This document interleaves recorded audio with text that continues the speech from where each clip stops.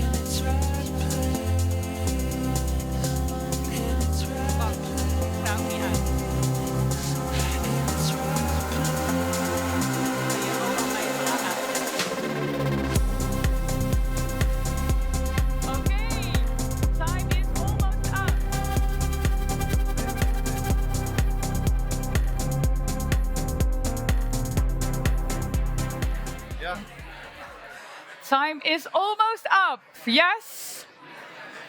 Wrap up your conversations. And you can get to know each other even more during the drinks later on.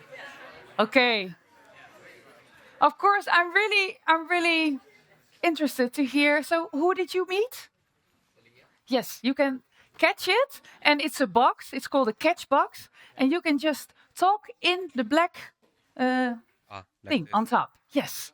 And you can Yeah, hear now I me. can hear you. Yes. Oh, So, okay. who did you meet? Oh, I actually met Leah from the USA, Oh, really? Hi, and Leah. she's actually from the Louisiana State University. Oh, cool. Yeah. And was she very optimistic or not?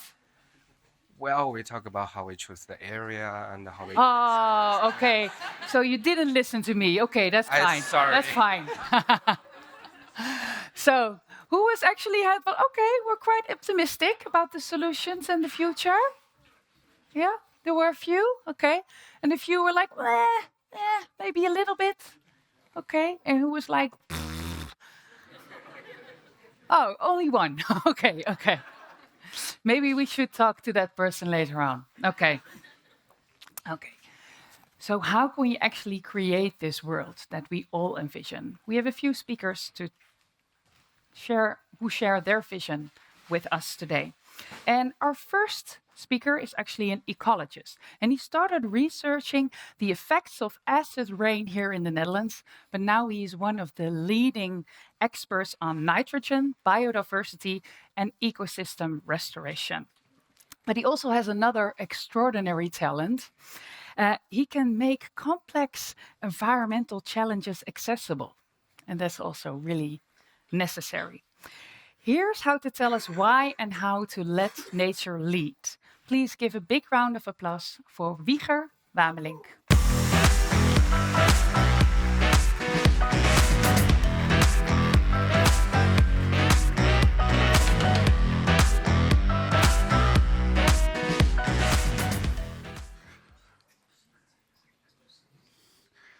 Welcome to you all. It's very nice to be here. It's about biodiversity. I put on my special shirt for that, as you can see. It's the biodiversity challenge, that we have every year on campus, where we count all the species that we can find on the campus. It's an international competition, so if you want to join, that's possible next year. And this morning I was out, so I'm not very clean. Sorry about that, because we counted a lot of plant species at the opposite of the road over here. But I'm going to talk to you about a much larger scale. I'm going to talk about the Netherlands. And well, it was already mentioned. Do we do things against nature, or do we do things with nature?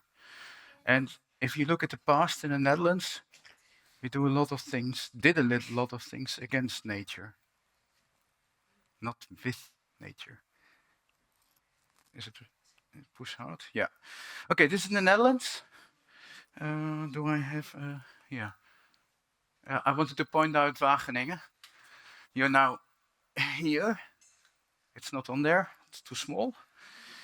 But I want to talk about this area in particular. So I'll focus on that. It's the Lake IJsselmeer and the Markermeer. It's a big lake used for all kinds of things, but is already there for, well, since 1930s. Then the dam, of which is called a dike, but it is a dam, I learned. Here we closed that down, and since then it's a lake. And since then the water quality has gone down. And that's also the case for even the smaller part here, Markermeer, which is very bad water quality and also very low biodiversity. And that shows what happens if we don't think about if you close something down, what will happen with nature? What will the quality of the water be? And back then, that was not an issue, because we wanted to be safe, because people got flooded back then and people died. That was the reason why they made it. So it makes much sense, but maybe some things now we regret and we look at it in a different way. Yeah. So I want to focus a little bit on the Markermeer because we recognized that the water quality was very low and also acknowledged that. And since a few years, a decade or so, we have some small artificial islands in them that's specifically made for nature. You can go there as a tourist. I was there as well as a tourist. It looks very nice. I've got some pictures of it as well. But uh, it was specifically made to improve the water quality, which is very, very low. Is that working? Well, it's very small islands, and maybe around the islands it will have some effect, but it's a big lake. So this is how it looks on the new islands. All man-made nature. That's what we do in the Netherlands. We manage everything. All nature is managed. We cut, we dig, we do, we make. This is also man-made. But afterwards, the idea was to leave it alone and to let it develop as it will develop. Although they wanted to maintain the islands. And that's also a challenge in itself already. Nice wet areas, looks a bit like an estuary. Plants already migrated to it very quickly. And you got all different, oh, that's one too far. All different types. Did that go well? Yes, but not totally, because the organization, the company that made the island said, well, we have got a nice mixture of plant seeds and we want to apply that over there. We didn't want that, but they did anyway. So we've got some wild plants that are not totally wild because they are cultivars. You can see it. Some plants have much bigger flowers than they should have, things like that. So does it work? Yes, it does work, but it's difficult for Dutch people to do nothing and just let it go.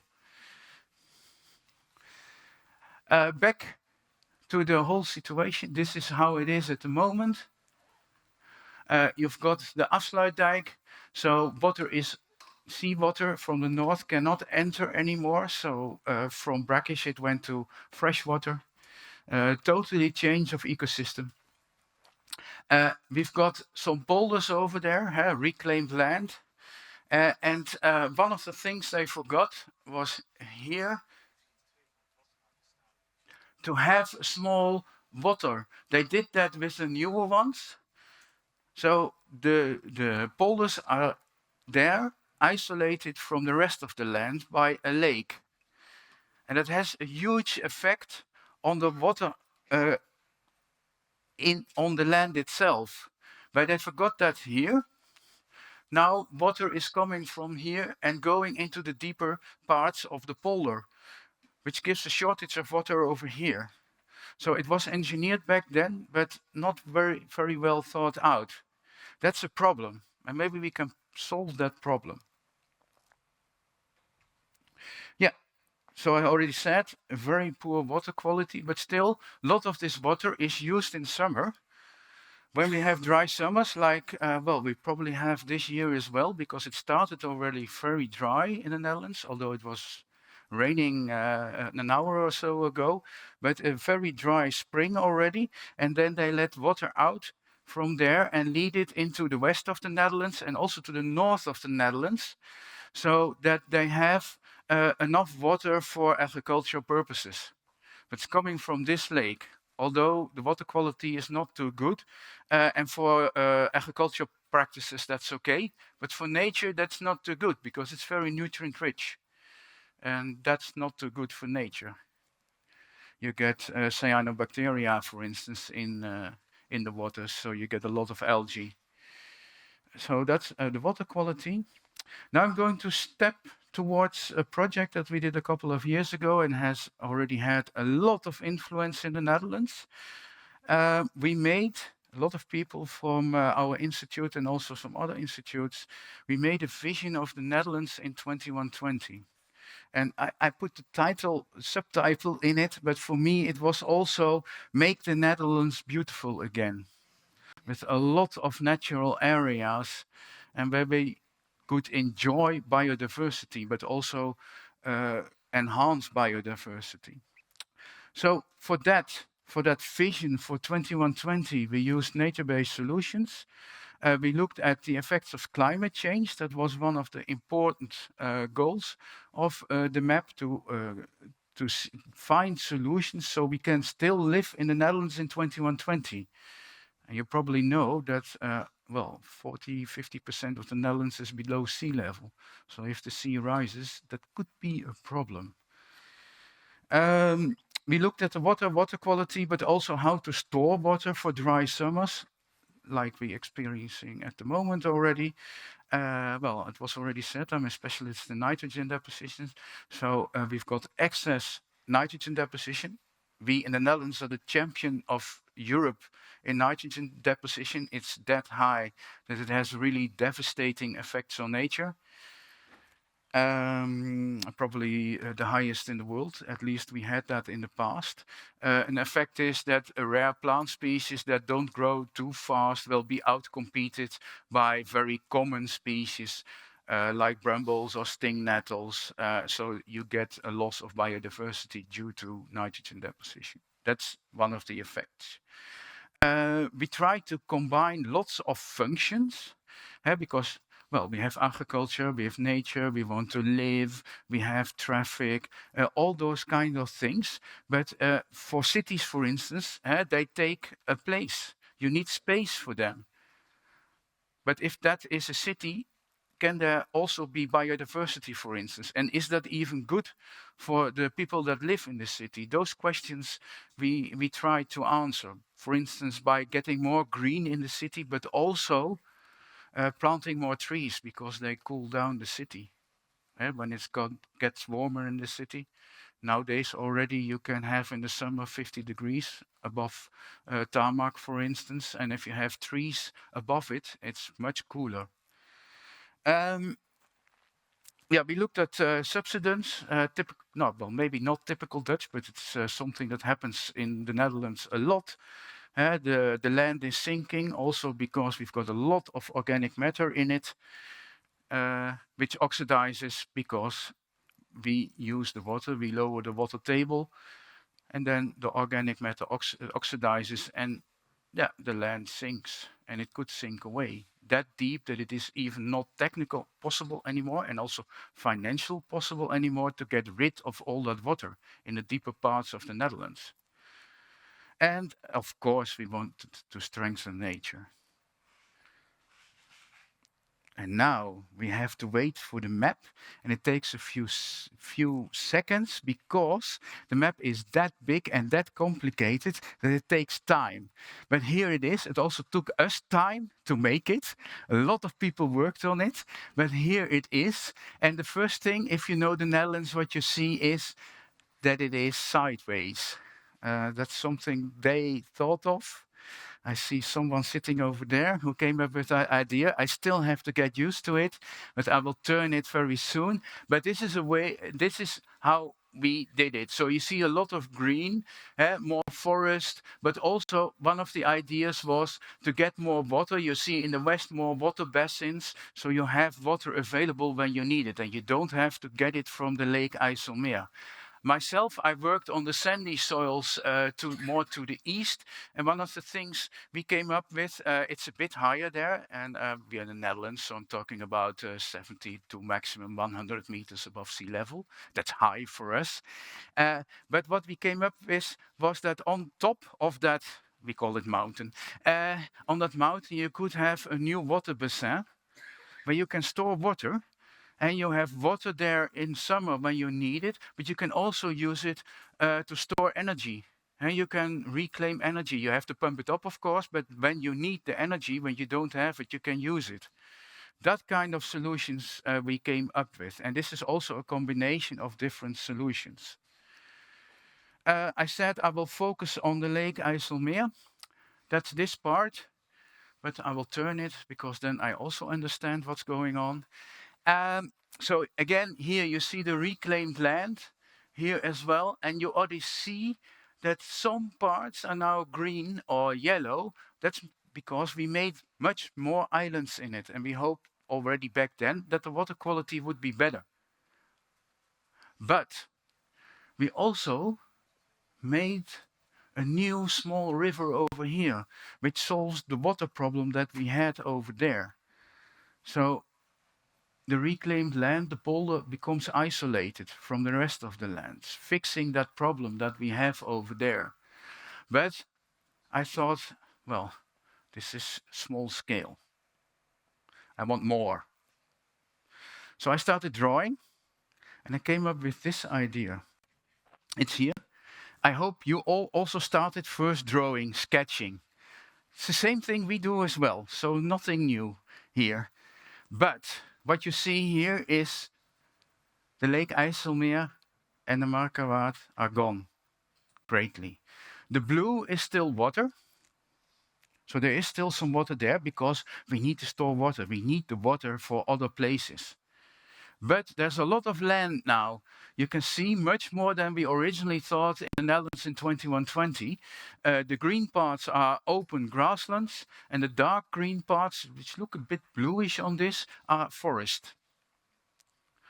And we hope by doing nothing after we created it, but maybe introduce some animals, that it develops itself and that we get very nice nature. This would increase the amount of nature, terrestrial nature in the Netherlands tremendously. And since we agreed with the European Union to take care of our nature and to enhance and improve our biodiversity, we have to do something in the Netherlands.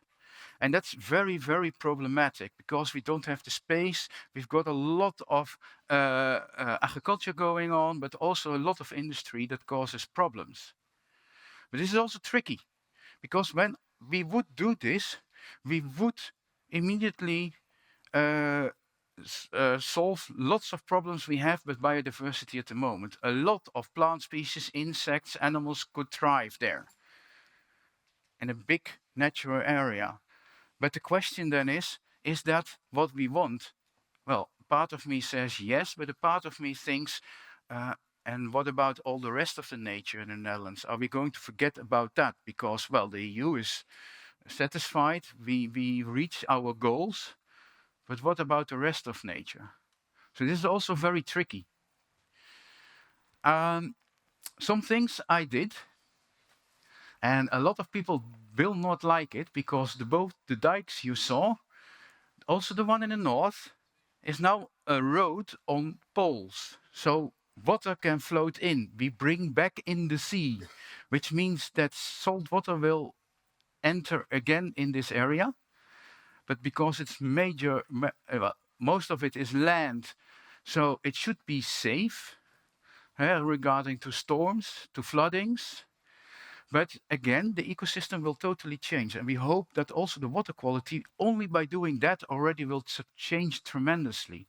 But it will also open the way for all kinds of sea animals and fish to enter again into the Lake IJsselmeer. And we get a real estuaria back, which it once was, because what I didn't tell you is that here floats the river IJssel, hence the Lake IJsselmeer. And that's one of the major rivers in the Netherlands nowadays. A lot of water flows through it. That's coming from the Rhine. And it's now hitting a dam. If we open up those dams again, the water can freely go out, but also freely come in. And that would, I think, increase biodiversity a lot. But it's going to be controversial, I can tell you that. So the dikes will become bridges, salt water will again enter the former lake. Migration of fish will be possible again. The IJssel will have a dynamic estuary again. Sorry about the spelling mistake. But there still will be a freshwater reservoir, which we need, and also in the future, I think. Salt water will enter. Hey. But there is, of course, also now already recreation there, and there's fisheries there. But I think fishery circumstances will improve instead of decrease. And recreation will still be there because it gets more and more exciting over there. a big disadvantage. We need a lot of sand, and it's the question if we have that. I know we technically can do it, especially the Dutch can do that. We did that also in Dubai. You can find big land over there, so why not in the Netherlands? So, and then we have some target species, and that's my last slide. Um, it's not there yet, and it's controversial, but I would love to see the brown bear there back again. The moose, which we've been talking about, is not in the Netherlands present, but it could thrive there, I think. The wolf is already back, but it would have a very, very nice area there to live. Salmon will be back. We're trying and trying, but it's still difficult. And my favorite, the lynx, because of the ears. I like it very much. Thank you very much.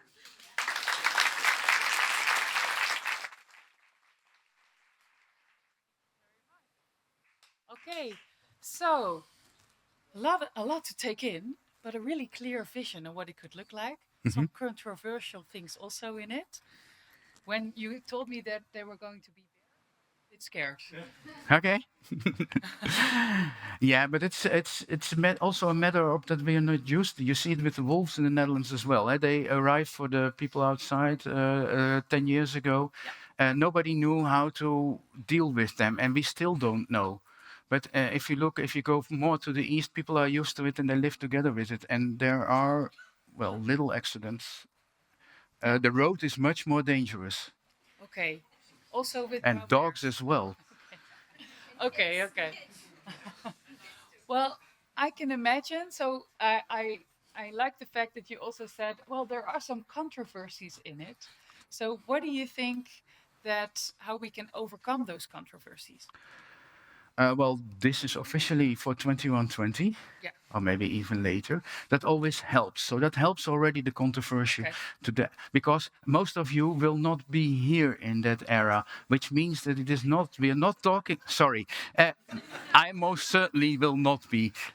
I think. But that helps, Yeah. because it's not you that is, yeah, threatened. It is the future generations, and that gives a different feeling.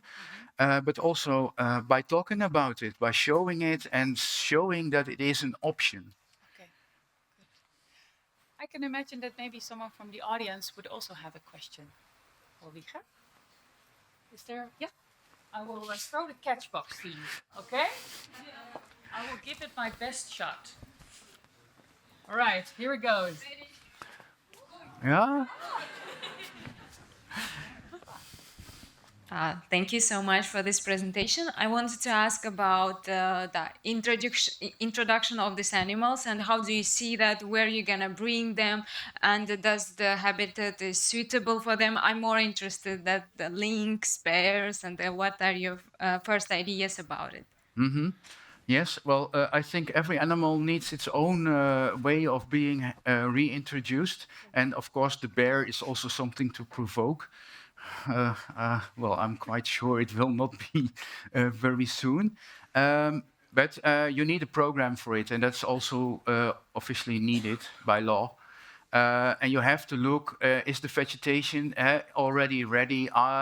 For instance, the lynx could be quite easy because we hope it will arrive in the Netherlands within, let's say, 10, 20 years. That's possible. But then you can look at it. How is the vegetation developing? Is there enough forest? Lynx needs forest. It doesn't do anything in the open. And then when it's ready and there's enough prey, then you could reintroduce it. But you have to be very careful because you have to look at the genes. You don't want inbreeding. And actually, you want also some connection to the other populations of lynx in the rest of Europe. So you have to have a corridor somehow from this to the south. And part of it is already there, and the rest is an option to develop. But that's how you have to look at it, and you have to look at it for species by species. By the way, the wolf does not need any help. It will cope with it himself. Thank you so much. I'm throwing this back or giving. If there is time, I don't know. Next Is there not? question. Yes, You can give it. that's Oh, there. she's Yeah. giving it. Okay. Next question, please. Yeah, thanks again. Excuse me. Next Thanks question, again please. for the presentation. You mentioned that in the Netherlands you do too much. Can you clarify how this is doing less? Uh, Well, I- that's one to think about. doing too much, yes, that I understand. But the second part, Well, I think what you showed, it's also doing a lot. oh yes, yes, I do even more. I, I'm Dutch, sorry. So that's the first answer. No, but I think when we have, well, if it would be possible to create this, we have to do something because at the moment it's the biodiversity is very, very low. So we have to do something, and if we don't do anything, it will stay that way. So, but to my idea is that we create something, we start something, and then we don't touch it anymore. And for Dutch people, that will be extremely difficult. But I hope if we do something like this, like I've shown, that we actually can pull that off. So maybe reintroduce the big animals, and I'm also thinking about European bison, of course. But after that, stop and let it go. Let nature lead. Yes. Yes. Okay. Is there one final question? Or yeah. Oh, all the way to there. So you can throw it to someone. Oh, throw it to Wieger. Yeah. Okay. Then you throw it. Okay. Yeah. Yeah. Who? All right. Woo! I was lucky. So I'm curious on the 100-year time horizon, how you think about planning when there's unpredictable factors like sea level rise and potentially attaining climate tipping points. Yeah, maybe we are with 25 million people in the Netherlands, for instance. I hope not, but that, yeah, impossible. I cannot predict the future, but I can show different options for the future. And 100 years is very, very far away. Look back 100 years. Where were we back then? So, and nobody could have predicted today, although Jules Verne came quite far, I must say. But it's impossible. But we can show options, and it's also to inspire our policymakers now that they already start working on steps that go into that direction. And we've seen that with the Netherlands in 2120, because I thought, okay, we made this map. I was a small part of it. But we started that. And I was much surprised that a year after, I already saw some things coming back. And maybe that's because I saw them and that I would have done it, but it's to inspire. Good. Can you throw it back to Wieger? Oh, yeah. Oh, Then, just. Wieger, I would like to ask you to give that back to me. No, oh. the clicker, also the clicker. Yeah. Yeah. Maybe if you can put that on the table. And then for you, the audience, I'd like to give you, ask you to give Wieger a big round of applause. Wieger Wameling.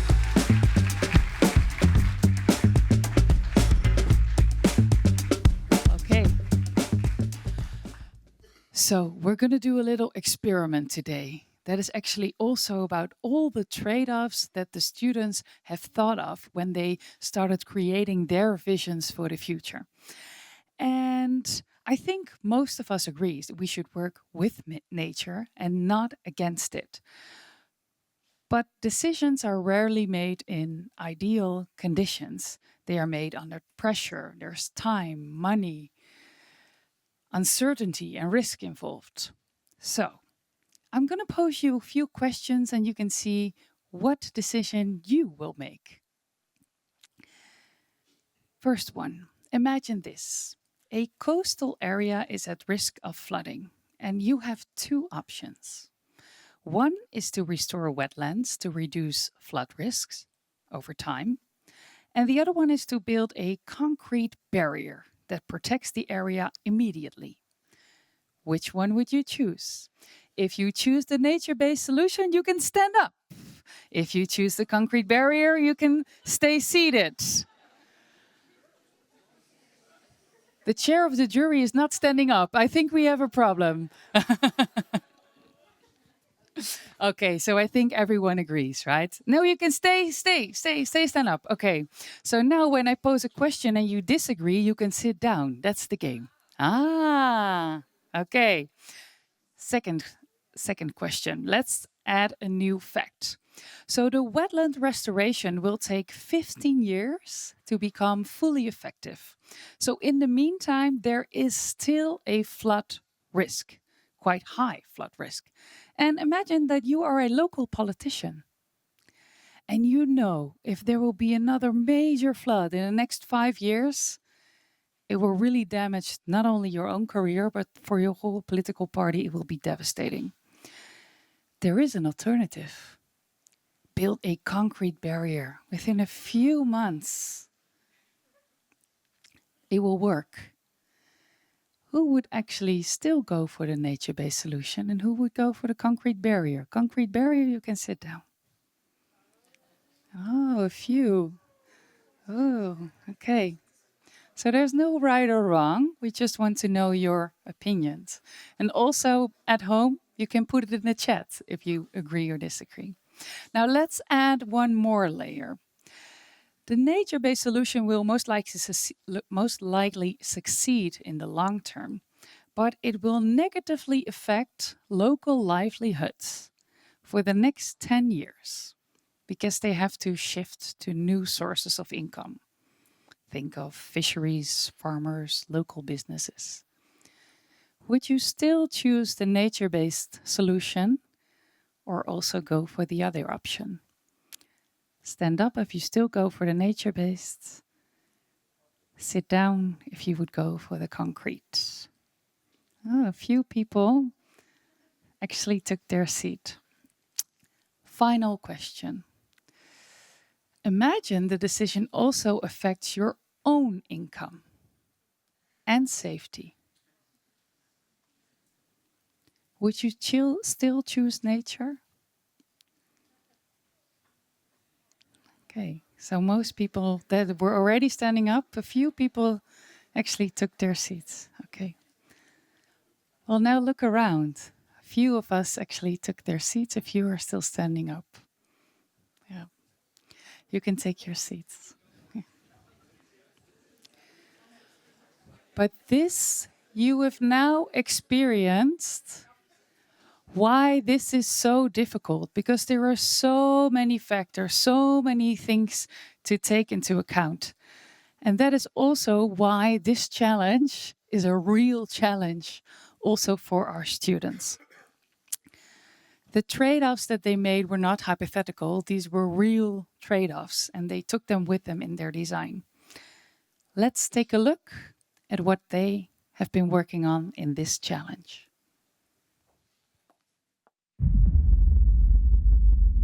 Coastal Louisiana is rapidly losing land. Thank you for joining us. First tonight, the Mississippi River rising. Currently, the water is sitting at 36 feet and is expected to get at least 5 feet higher. Due to sea level rise, subsidence, and disrupted sediment flows, increasing vulnerability to storms and flooding. While levees and barriers provide protection, they also disconnect the landscape from the natural processes that once helped it grow and recover. Today, approaches such as wetland restoration and river sediment diversions show how nature can help rebuild and protect the coastline over time. In the Nature-Based Future Challenge, students worldwide were asked to move beyond conventional engineering and design solutions that work with natural dynamics to reimagine the future of the coastal Louisiana. 561 participants from 59 countries, representing 249 universities across 6 continents, accepted the challenge. After 2 selection rounds, 10 teams remain and join today's finals to present their ideas. Did the team succeed?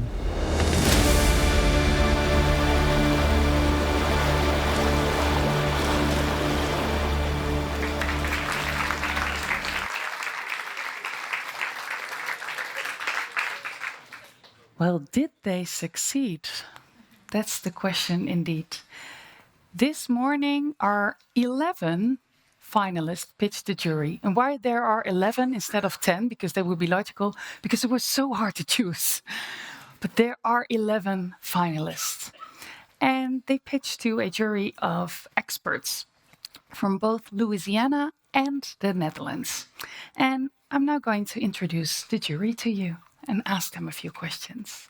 So, can I please get a really warm welcome for Jaap van der Zalm, John Wright. Yes, you can come up. Yeah. Victoria Elema and Simone Malose. Yeah. Oh, a little bit more. All right. Where's Victoria? Oh, and Gregory. Oh, Gregory Grandy, of course, Gregory. Gregory. Hello. Join in. Okay, so this morning you actually saw all 11 pitches. How was it? Very inspiring. What was the most inspiring about it? The passion of the people presenting their hard work and taking on this complicated challenge. How did you see that passion? You feel it. Oh, that's a good answer. All right, let's move over to John. Hello. So, to what extent do you value long-term impact versus short-term results when judging? I like both. I think it's important to show short-term results to show that you can have impacts that let you do the long-term impacts. Yeah, indeed. So you need both. So you looked at both things in the proposal. Yes. Okay, so for all teams, did we do that? Yeah, that was really in things. And what were the key things that you pay attention to, Victoria? Well, it basically also comes down to the other question. I think, of course, you look at the impact that the team is aiming for. And then also, is it feasible? And of course, very importantly, and that's why I'm very happy that we had some local experts, does it fit into the local context?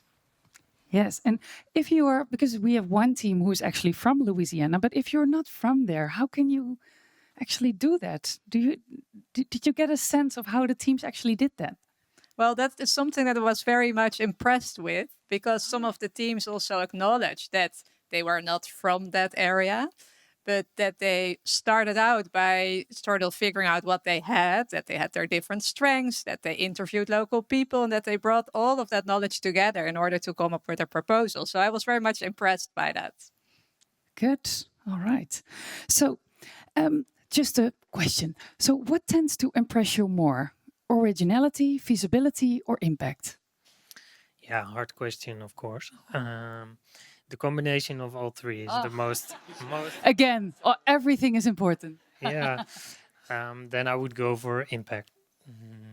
Why? But you need the other two for impact. Keep doing it. Okay. We need progress, and that's what we're looking for, I think. Exactly, and the other two factors actually lead to that progress. Yes, fundamental. All right. So Simone will speak later. She will come back on stage. So Gregory, final question for you. So, of course, when you are designing, there are things that are good and some things can be improved on. What is a common mistake that teams make when presenting their nature-based solution? Well, the first thing I want to say is just how extraordinary all of the teams were in their presentations. The skills that you showed, your expertise, that you asked earlier, what gives me hope about nature-based features? These 11 teams and the students give me hope about being able to do it around the world, nature-based features. As far as implementing projects, as you go forward, the visions you put forth are fantastic, really creative. The way you communicated it with the written word, your graphics, your illustrations, the spoken word, your videos, marvelous. Communicating, and if you have a great idea and you can't communicate it, then it's like a tree falling in the forest that no one hears. We heard what you had to present. Now, going forward, as you take those ideas and you build them, you need to have SMART goals. So say that after me, SMART goals, SMART goals. All right, what do I mean by SMART? Specific, measurable, achievable, relevant, and time-bound. So in the context of what I'm talking about, I'm going to build a 100-acre marsh, it's salt marsh, and it's going to be fully vegetated in 20 years. That's a specific, measurable, time-bound goal. So it gives you something to evaluate different nature-based features against. So as you all are getting jobs and in 5 or 10 years building these great nature-based features around the world, first and only lesson to begin with, have a SMART goal. So say it after me again, SMART goal. Very good. Well, that was very clear. SMART goals. We need SMART goals. Yes, and we need them fast. Yes. Okay. Any last final words you would like to say to the students? Thank you, and don't give up. I mean, I spoke with someone in the opening who was not that optimistic, and I can see why. There she is. But let's just stay together and move this forward. That's my message to you. Well, thank you. Thank you very much. Give a big round of applause for our jury.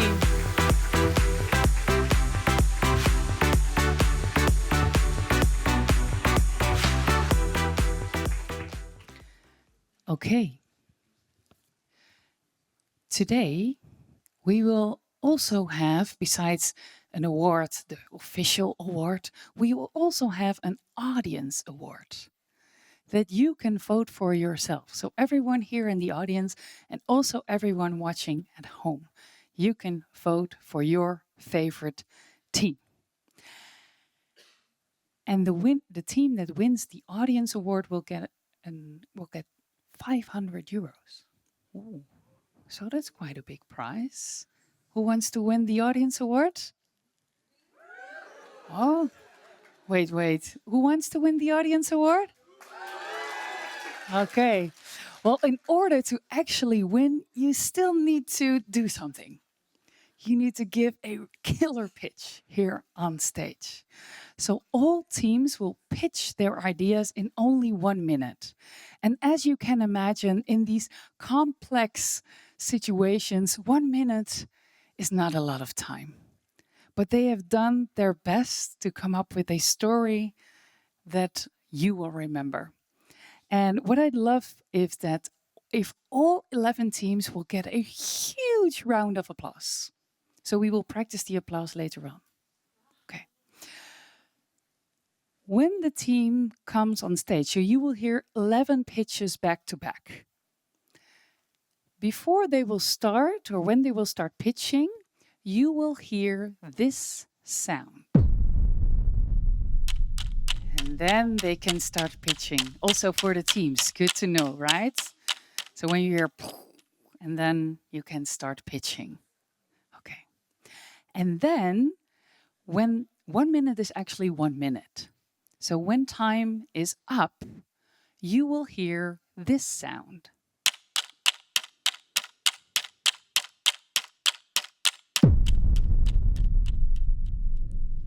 Clear, right? So when you hear that clock ticking, you know that it's time to wrap up your final sentence. Okay. After all teams have pitched, you can cast in your vote. I'll explain later on how that works. All right? So let's practice the applause. Can I get a big round of applause, please? Okay. It's quite good. But I think you can do better. Can I get a big round of applause? Oh, yeah. Perfect. Let's continue on that. Okay, so the first team that can pitch can get ready because now it is your time to shine. Please welcome the first pitcher from Team Pulse.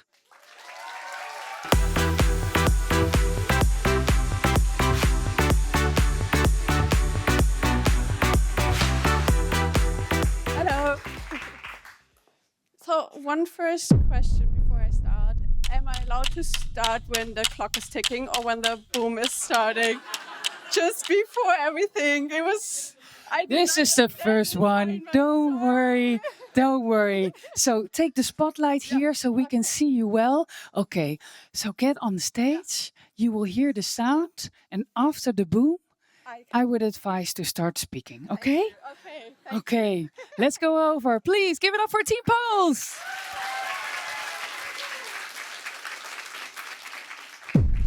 The Mississippi Delta is losing its pulse. For decades, the river has been engineered to serve human systems, while the delta itself began showing signs of failures.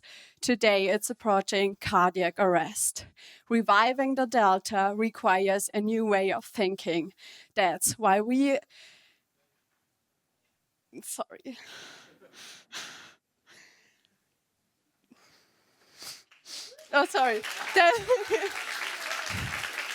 3 forms of critical care to restart the delta's pulse. First, we restore circulation, reconnecting hydrological flows and sediment deposition to rebuild land. Second, we reduce chronic stresses, enabling ecosystems to stabilize and giving communities the tools to live with water, not against it. And finally, we expand the care beyond the delta because a healthy heart needs a healthy body. We are Team Pulse, and we invite you all and join us envisioning a future where the heart beats strong and alive. Yes, well done. Thank you so much. And I think, can you hear me or not? And I think this is actually what shows is her strength. So sometimes we've all been there. We just lose track of our story. So I really applaud her for just staying there, take a deep breath, and continue. Job well done. Are we ready? Yes. You made our hearts beat faster. Yeah. Okay. Are you ready for the next team? Give it up for the Mississippi Beavers!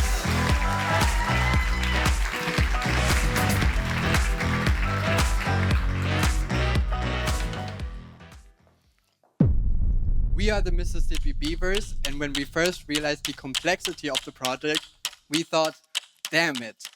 But just building a dam is not enough. The region is threatened by unbalanced processes like freshwater, saltwater intrusion, and storm surges. That's why we came up with a protective system of 3 defense lines, starting with the barrier islands that break the waves, marshes that act as a sponge, and urban where we actually dam it. We connect our stakeholders to the defense lines. Fishers, farmers, and federal revive the lines, the defense lines, diversify economic sectors, and support local livelihoods. So let's catch the beaver fever and shape our environment in a natural way. Well done, Mississippi Beaver. Okay. I love the word jokes. Really cool. That gives like a nice flow, a nice humor. Well done. Okay. Then, off to the next team. Are you ready for a big round of applause? Put your hands together for Team Spartina.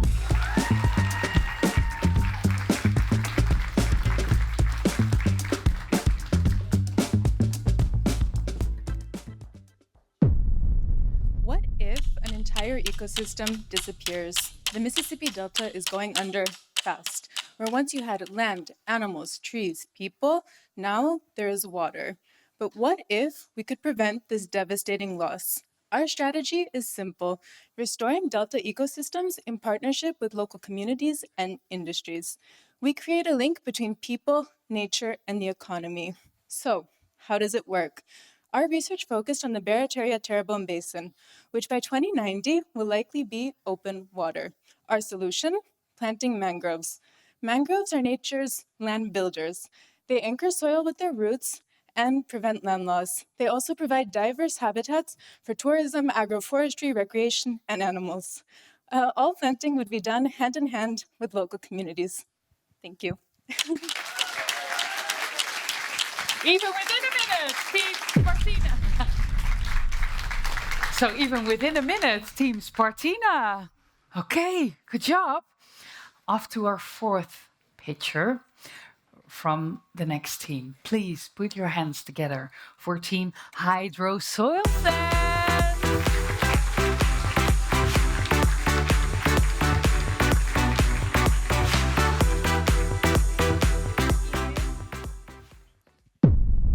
Hello everyone, we are Team Hydro Soil Sense, and our solution was a smart water irrigation system that integrates cover crops in order to focus on desalinization of soil and water conservation when dealing with aquifers and groundwater depletion in the Mississippi River Delta region. We focused on the Teche Delta, which has the most of the agricultural sector in the Mississippi River Delta. Yeah, thank you. Team Hydro Soil Sense. Okay, our fifth picture also has the number 5 in their name. Please put your hands together for the 5 Rivers Alliance.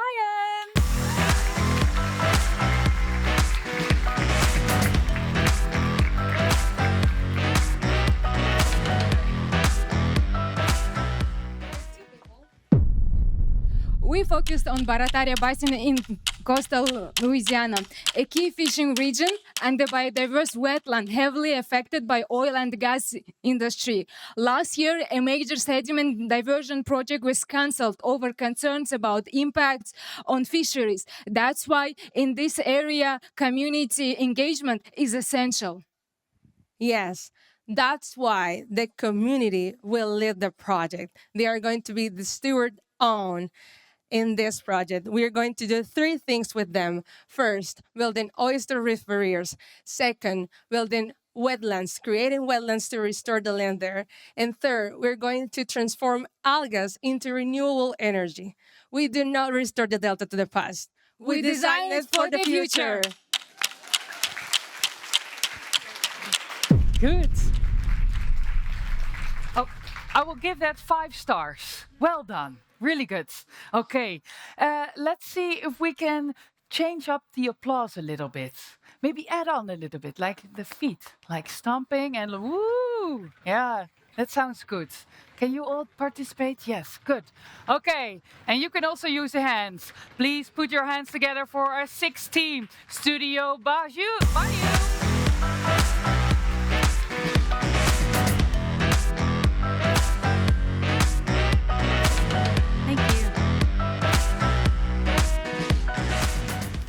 We're Studio Bayou from South Louisiana, where we have personally seen the devastation of land loss, raising the question of whether to stay or relocate. Our proposed system aims to preserve, protect, and celebrate the currents that connect us, our economy, ecology, and culture. Our plan highlights 3 interconnected radial zones, the coastal marsh and the urban zone. What happens in one positively affects another. For example, a healthier marsh leads to a healthier shrimp population, which are harvested by Bayou communities and then sold in restaurants in New Orleans. In each zone, we reflected upon historic, devastating events and then chose to prioritize community buy-in and create community-centered designs. Solutions include storm surge protection, amphibious housing, and marsh building strategies for multiple lines of defense. In 100 years, we imagine that our future generations are still able to live in their communities, enjoy our sportsman's paradise, and celebrate our traditions. Thank you. Studio Bayou. Okay, I like the feet thing. You did really well. Let's do that again. Okay, put your feet together first. And now also your hands together for living downstream.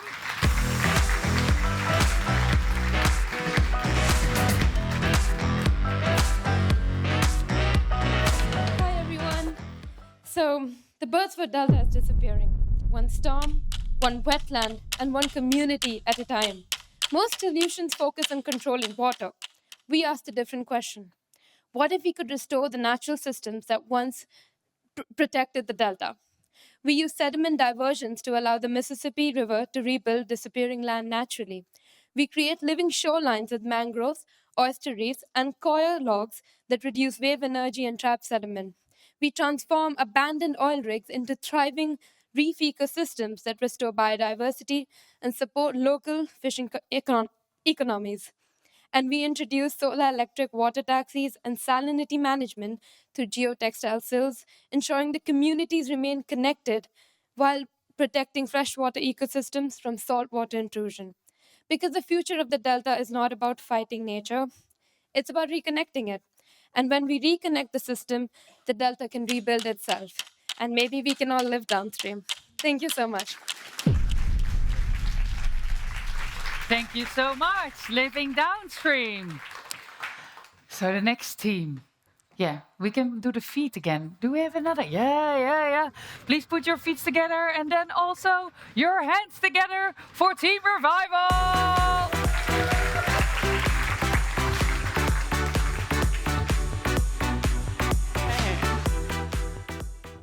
Imagine this is your only way to the grocery store.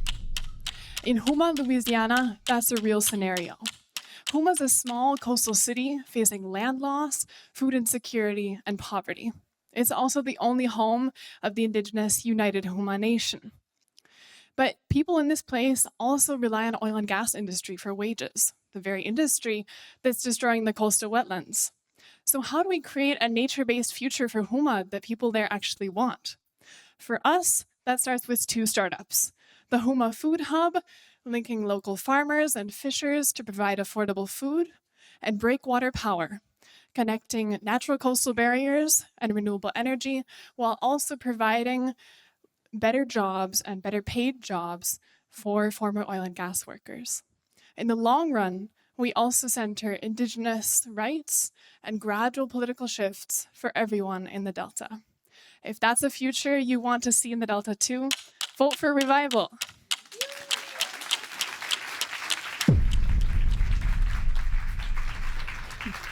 Good to include. Vote for our team. Good. So if you think, oh, I forgot the name of the team, that's okay, because later on you will actually see the posters of the different teams with the names and the faces of the people. So it will be fine. But good that you put that in the pitch. Okay, then off to the next one. Let's change up the applause a little bit more. Okay, are you ready?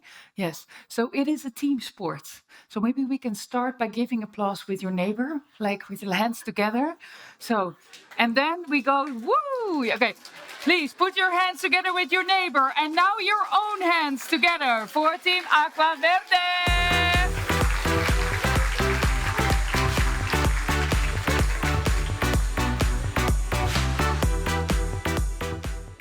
The Mississippi River Delta isn't just flooding, it is disappearing. In Barataria Basin, the levees are taking away the river from its wetlands. So marshes are sinking, seawater is moving inland. So the river, the house, the culture are being more exposed to the water every year. In our solution, we aren't just building higher walls. We are restarting the delta's natural engine. First, smart sediment diversion is bringing back the river water and sediment back to the basin. Then, western reefs, mangroves, barrier islands, biocemented levees are stabilizing the coast and reducing the wave energy. But this is not only for the land, we are also thinking about the people. We support amphibious settlement, floating structure, floating school, clinics, so people stay connected and safe. Finally, ecotourism, ecoculture, renewable energy, blue carbon are helping to fund the system. So we are Team Aqua Verde, join us. Yeah. Good. Team Aqua Verde. Good, good. Okay. Only 2 teams left. I think that neighbor applause worked quite well, right? Let's do it again. Maybe with another neighbor, or yeah, sideways, like, oh yeah. Make it difficult for yourself, okay? Applause with your neighbor, and now put your hands together for Team Reboot. Woo!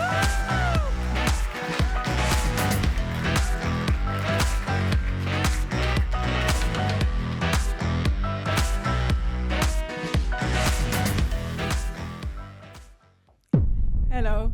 I brought someone very special with me today. This is Greg, our mascot from Louisiana. Greg told us that the land is losing fast.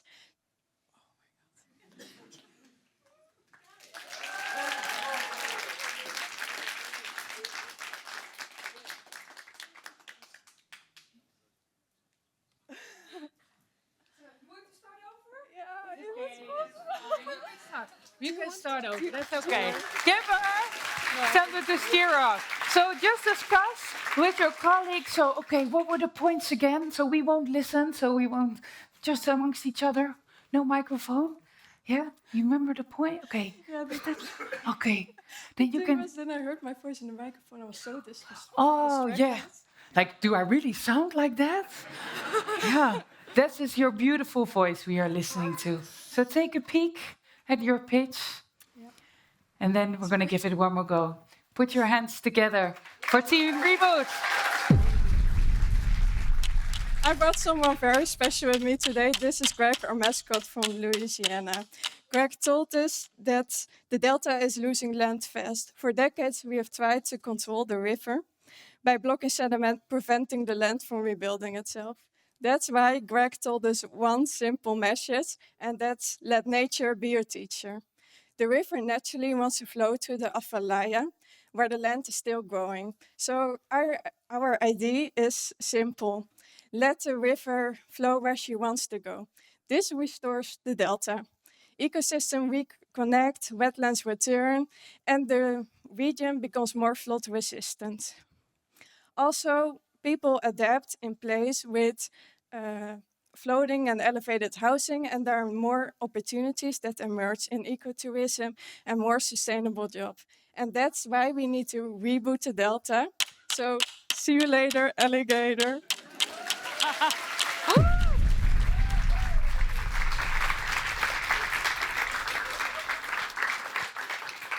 Wow, great how she picked that up again. Good job. Okay, already the final team. I think you are such a good crowd. I think you are up for this. Let's do a crowd wave. I've always wanted to do that with a crowd. Okay, so then, yes, so we'll start here from this side and then all the way over there. And we're also going to cheer for our next team. It's going to be different, but good. Okay, first, the wave. All the way over there. And now put your hands together for the final team, NBF.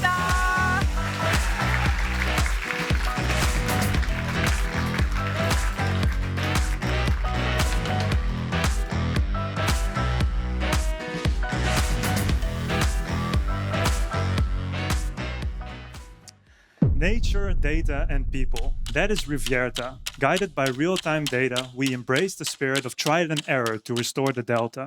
A question, how many of you have played with Lego before? Woo, that's amazing. Just like Lego, innovation requires using existing pieces to build new ideas. And that is what guided our strategy, the Elfglyph Delta Blueprint. Built on 5 interlocking zones, Elfglyph uses adaptive pathways and real-time data to show when and where our interventions can have the greatest impact. And we bring this strategy to Venice, Louisiana, at the end of the Mississippi Delta. We use integrated aquaculture, living shorelines, and adaptive governance to transform Venice into an eco-living lab that enhances the local economy, enhances biodiversity, and educates people on the importance of the delta. We will transform the end of the road into... Okay. Oh, I'm so happy that I'm not in your shoes because difficult to pitch, but also difficult for you as an audience. Who are you going to vote for? I would have no idea. I love all their ideas. But you can vote. The way that you can vote here in the audience is a bit different from online, so I'll explain online later on. First, here, you will all receive a coin from Marta, right? From Marta's team, yes. So those 2 women will later on provide you with a coin. And I'm also holding a bag like this. You can now walk out of this room and then go to the poster presentations of the different teams, see, oh, okay, yeah, that was the name of the team I wanted to vote for, or I'm not sure yet, maybe this team, maybe that team, so you can take a peek at their posters. And then when you've made your decision, you can put your coin in the bag of your favorite team. And it will be like really old school. We will just count the coins to see which team has won. Clear? Okay, so you will be back in about 10 minutes. So, okay, so that's 25 past 4:25. For the online, just 1 second, for the online people online, you will see a QR code on your screen, and you can use that to vote. We'll see you back in 10 minutes.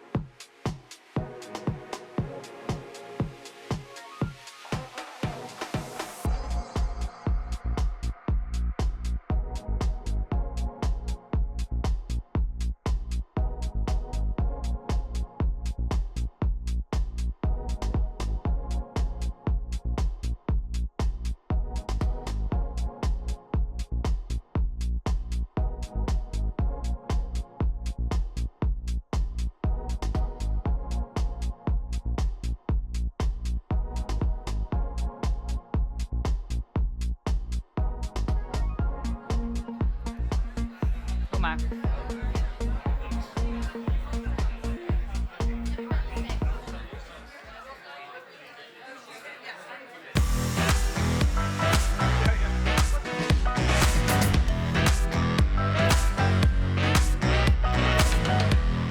Okay, welcome back, everyone. Welcome back, everyone watching at home. Okay, so who voted for their favorite team? Who voted for their own team? Yes, of course, you can vote for your own team. That's fine. I would do the same thing. Okay, so now we are going to listen to our second speaker of today. She is a researcher at Wageningen Marine Research. And she will give her own real life example of using dredged sediment for salt marsh restoration, which some of you have also been working on. Please put your hands together for Faye Smulders.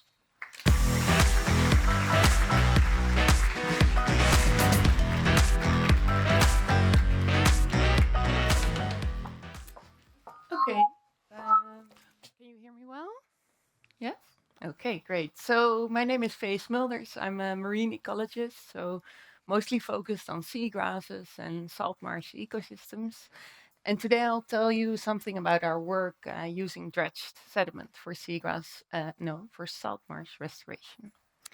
So here's a picture also for the international crowd of a typical salt marsh that we have around here in the Wadden Sea. So salt marshes grow near the edges of our coasts. They in the Netherlands are abundant in the Wadden Sea area, so near the mainland, but also on the Wadden Sea islands you can find salt marshes.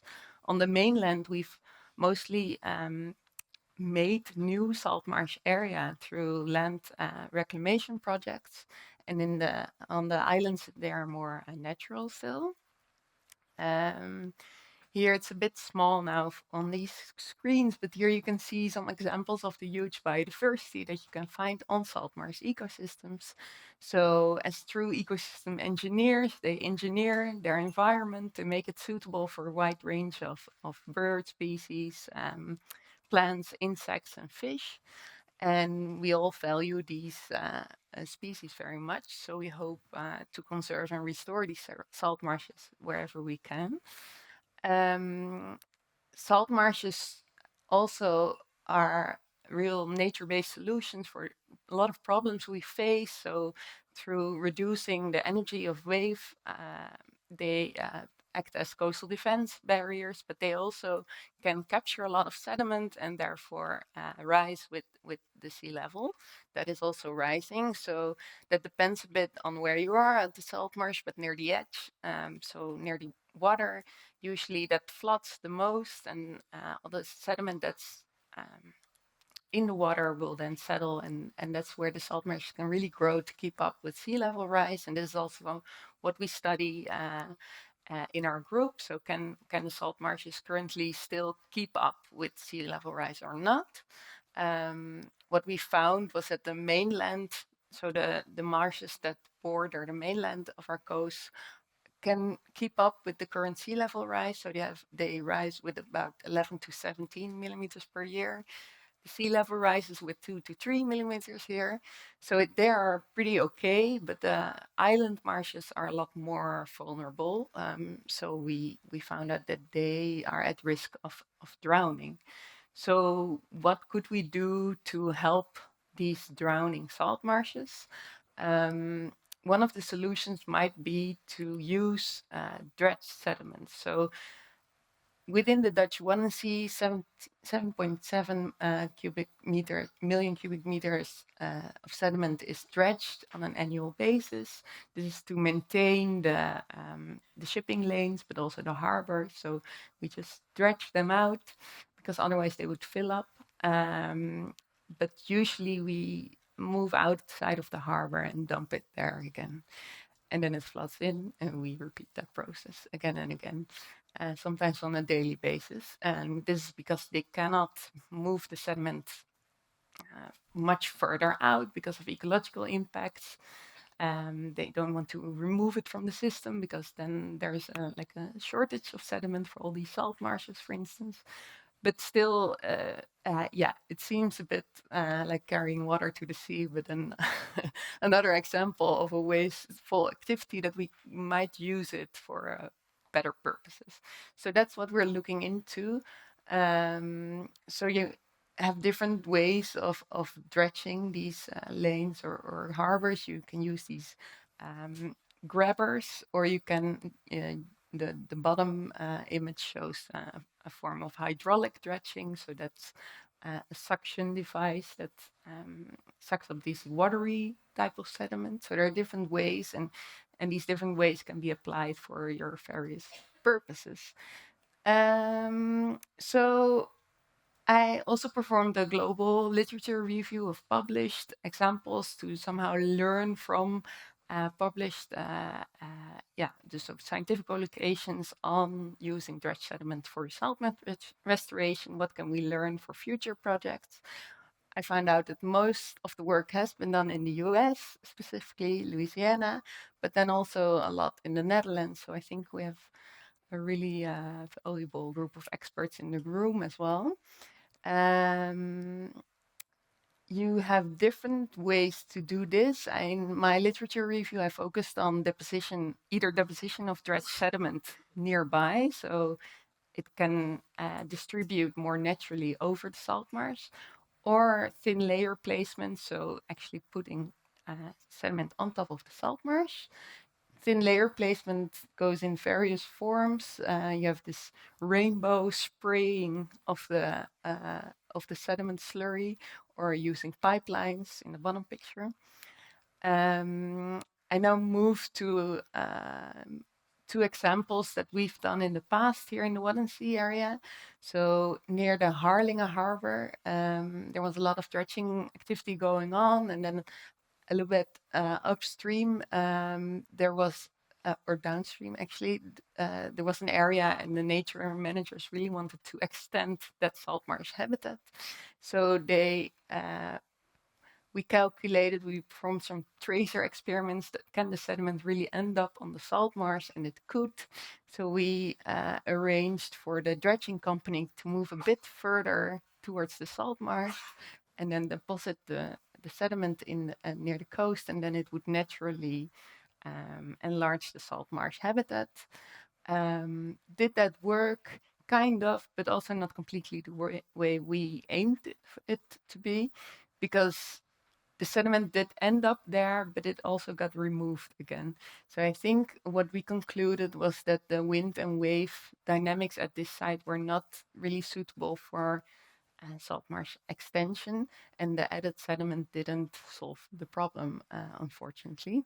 Also, just the short extra distance that the dredging company should sail proved to be quite expensive and a logistical hassle. So that's also something that really should be considered extensively.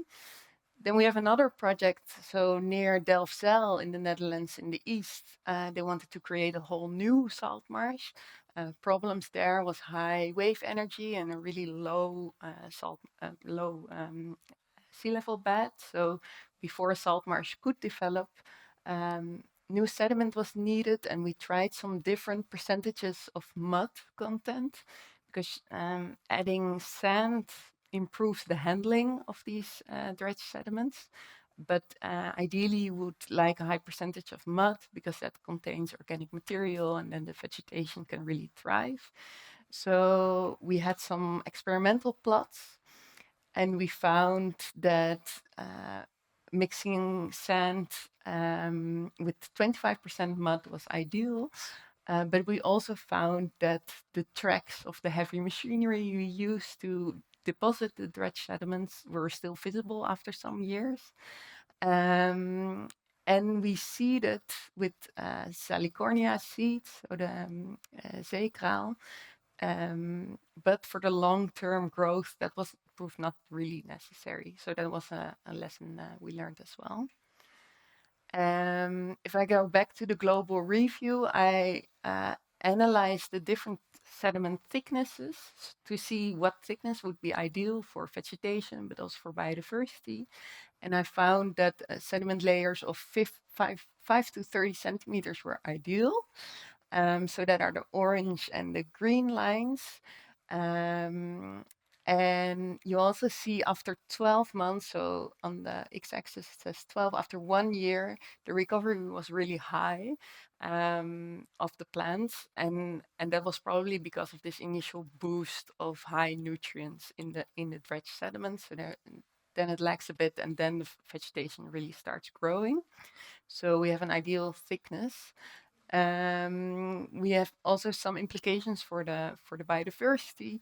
So we found an increase in initial breeding bird habitat because you add a lot of new bare sediment to their habitat, which birds like. For fish, it's a bit of a different story because you elevate the area. They really need, for instance, creek formation and some water flow still to like this newly restored marshes. And for insects, if you add sediment thinner than 15 centimeters, they can still, or invertebrates, they can still migrate through the sand layer. They're not all killed. And these microinvertebrates are actually really important because they can help consolidate the sediment, rework it, so the grain size are more quickly returned to the initial conditions pre-restoration, which you would aim for. Well, this is too small, definitely, but I have some considerations that were like the main takeaway messages from reading all this literature. So it's important that you think of the sediment structure and the mud content, but also the quality. If you use dredge sediment, maybe, or maybe from terrestrial sources, there can be pollutants in it, so you have to check for those.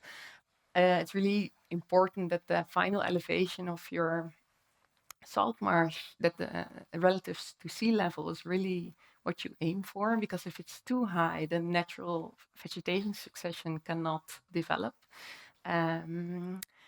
If you add really thick layers or construct totally new marshes, then you should think of transplanting or sowing plants. The seasonal timing is important. Also long-term monitoring, because if you monitor just after 1 year, for instance, you can get a wrong impression of your success. Also, an interdisciplinary approach is really important. So all the stakeholders that make use of your current area are happy and understand the long-term results and impact. Our next steps, I have a little bit of time. So in this island of Ameland is interesting because the soil is subsiding because of gas extraction. So we have like a relatively high sea level rise there. We also looked at vegetation succession, and we saw that especially in the grazed meadow, the red points to vegetation regression. So that meadow is really drowning. And this summer we will initiate an experiment with thin layer deposition to try to save this meadow. But then, yeah, it's really important to also include the management, because maybe this intensive grazing is not longer sustainable. So here are some take-home messages. I think this nature-based dredging is a promising method, but it's really important to understand the sediment budgets at the site and the wave and wind dynamics, and also include stakeholders, and include impacts of local management choices, and maybe change these first before you enter such a big project. And that's it for me. So if you have any questions, I'm happy to answer.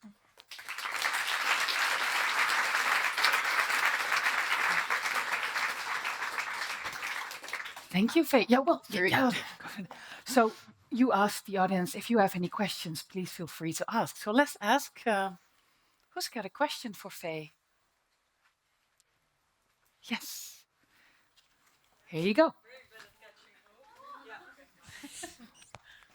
Thank you very much for this presentation. I'm Isa from WWF. And I wondered, all the way at the start, you explained the difference between the mainland and the islands in the natural growth of the marshlands. It's quite a difference. And you ended with some potential changes or explanations for why in Ameland there's pressure on the system. Do you know in general why there's a difference between the mainland and the islands? Yeah, so that's mainly just because of the sediment that's available. So there's a lot of fine sediment that ends up on the mainland coast, while on the barrier islands it's more coarse and less sediment available. And they mostly, through maybe these overwash events, they can have some sand input, but it's very limited. Yeah, so they're more vulnerable anyway. Good. Thank you. Yeah. Next question. Yes. I won't reach that one. Well, maybe to the lady in red here, and then you can throw it on to the next. Yeah. Yes, well done. It's okay if it falls down. Hello, hello. Hello. I'm Isabel from Revival, and I'm also an agriculture student. And I was wondering about your grazing map on the last slide, and if there's something that you can do with the grazing strategy to help reduce the impact on the wetland. Yeah, definitely. I think what we see again and again is just a reduction in grazing pressure, but also well, a combination of the types of grazers and the densities that would result in just these mosaic patches of grasslands. That's ideal for everything, for biodiversity, but also to keep up with sea level rise. And is that feasible? Well, it's a good question. It depends on I think we're slowly moving towards that direction. Okay. So there are intensively grazed lands, but in contact with the farmers, we kind of want the same, like long-term viable marshes, and we can agree on that. But it's a slow process. All right. Yeah. So final question. I saw someone. Yeah. Can you throw to the lady in black? Yeah. Almost to the lady in black. Yes. Thank Good you. job. So my question is related to the actual dredging. I was wondering how that affects the ecosystem of the seafloor and all the species that are living there, and if there are any like measures done to reduce the potential negative impact. Yeah. So I think there's limited studies done, but they are ongoing now. And I think that's also part of, so we with this solution you still capture the sediment, but at least you don't throw it on top of another ecosystem, but something a bit more targeted. But the impact of the dredging process, I don't have the facts here, but it's ongoing research. Yeah. Good. Well, thank you. You can throw it back. Please mind your head. Yeah. Yeah. No, I wasn't going to like land on the floor, but thank you. Well, thank you, Faye, for sharing your insights with us. Can I get a big round of applause for Faye Smilder?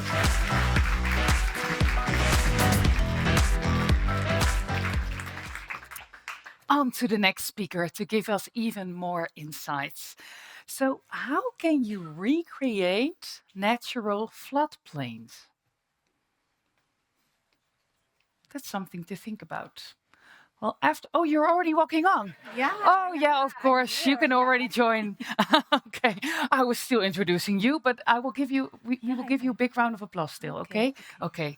So, she will actually provide us with the insight for that. She's a researcher and lecturer in climate adaptation and nature-based flood protection. Please put your hands together for Jansje van Loon Steensma.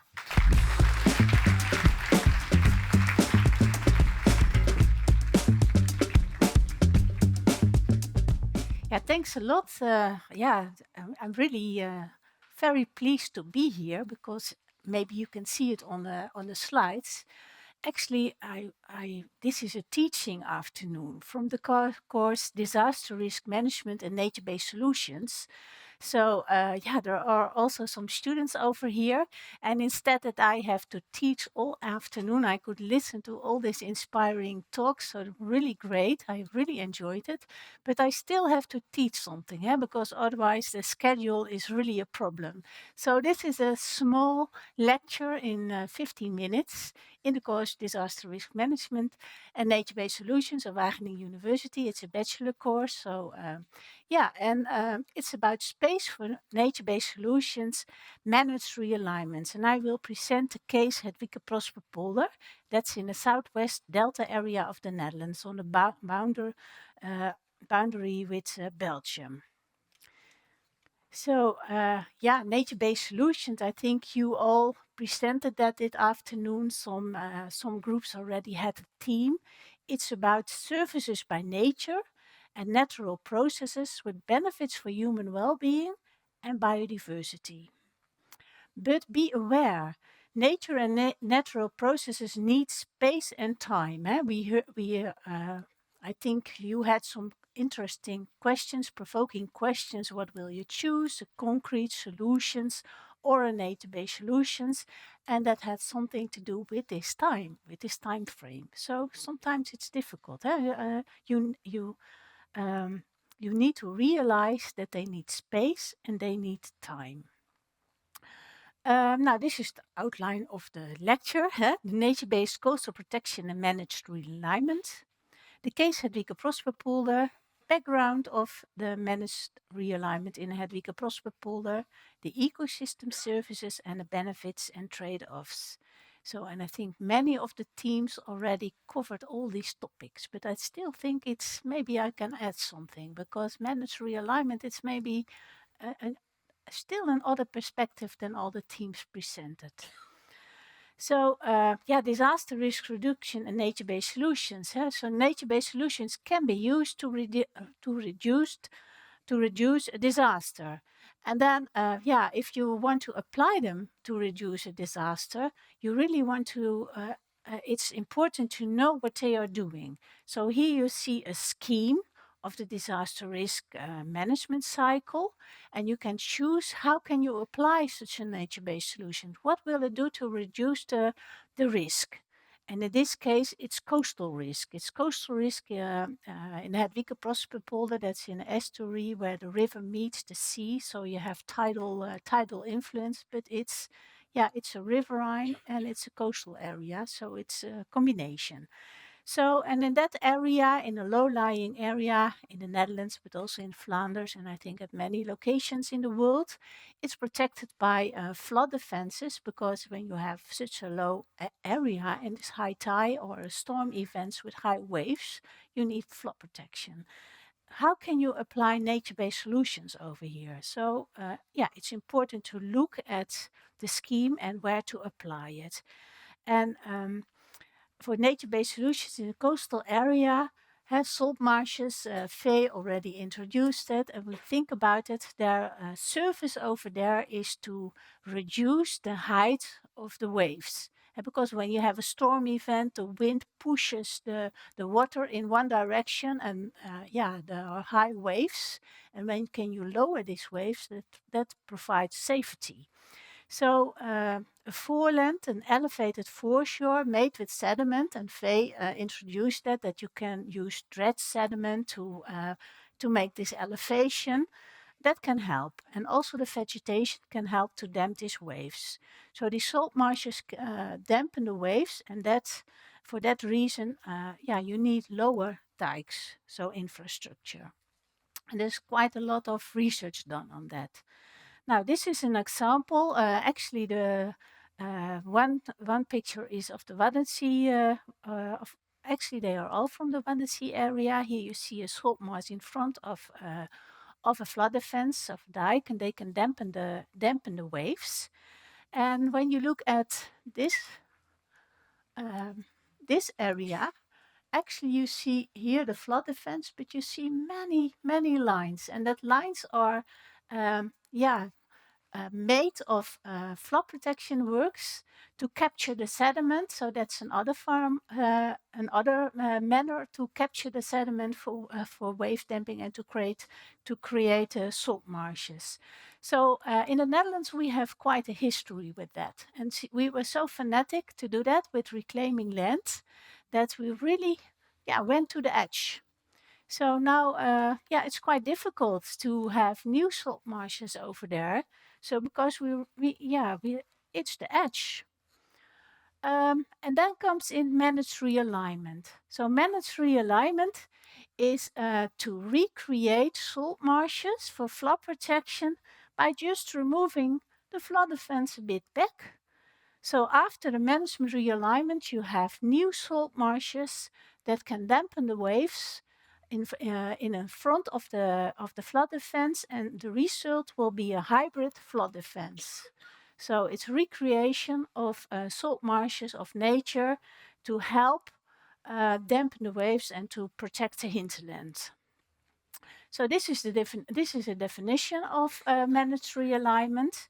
It means that you really plan to move the dike landward, and it's a kind of coastal event.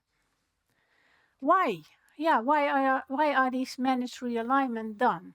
So to be honest, one of the important reasons to do that in the Netherlands or in Western Europe is to restore biodiversity.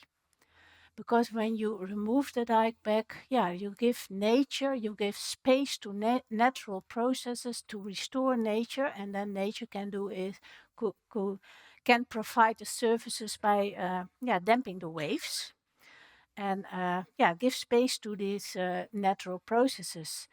Yeah, why are we doing that? For biodiversity restoration, but also for flood protection.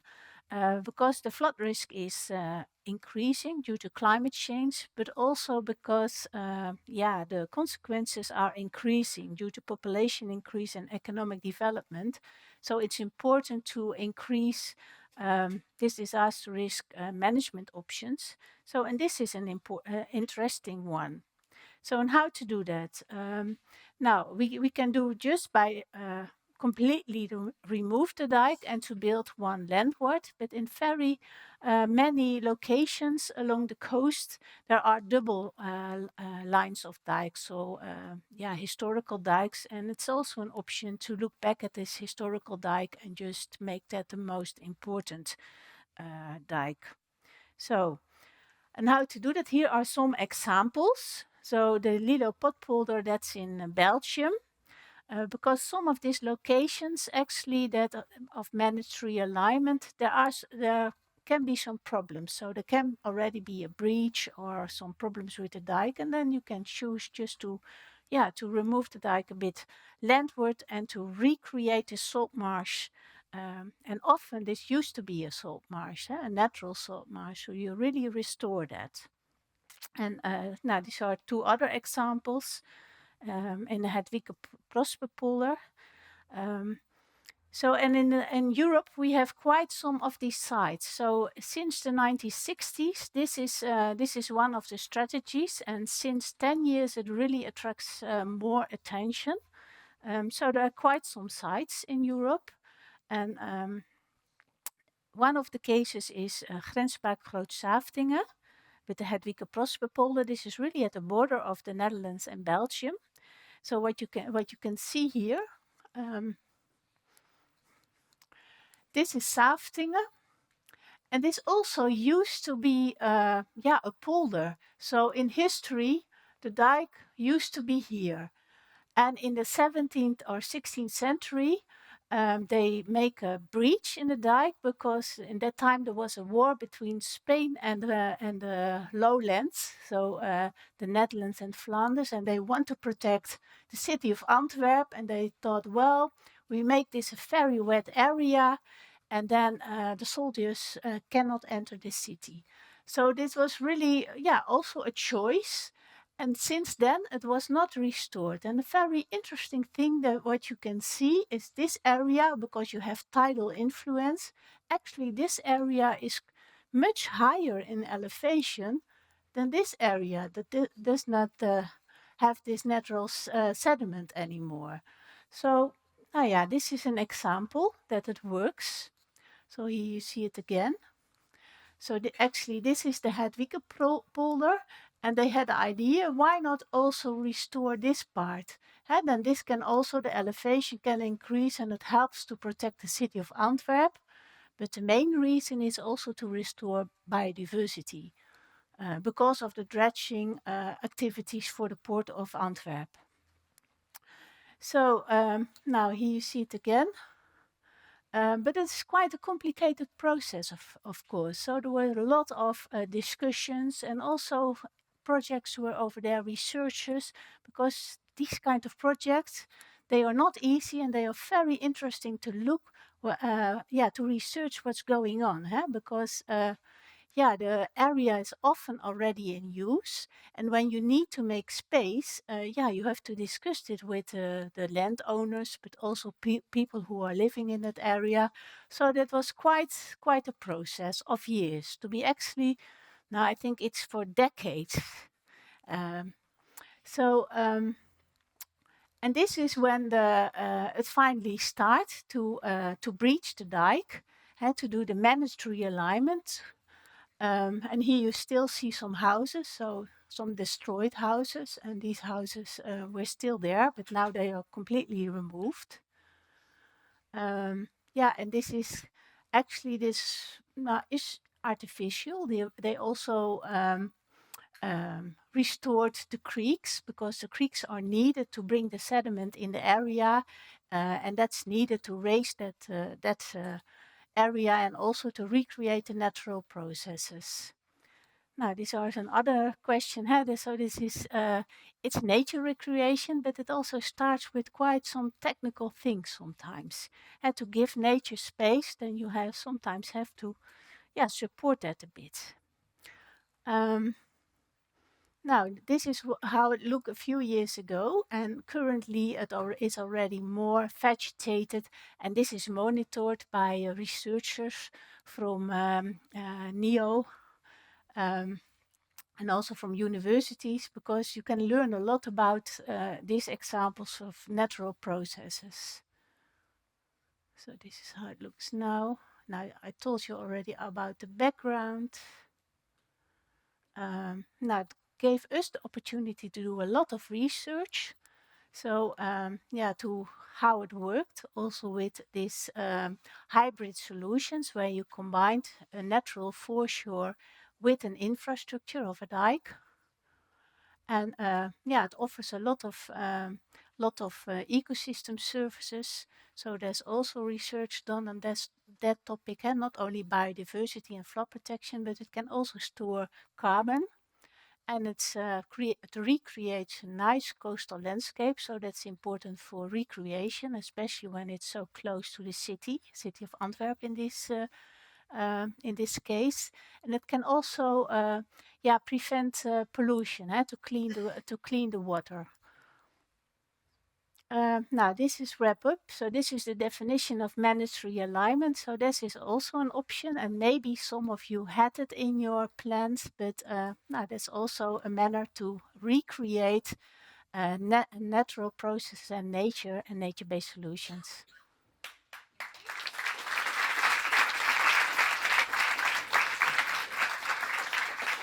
Thank you, Jansje. Okay, so who actually had this in their design? Which team? No?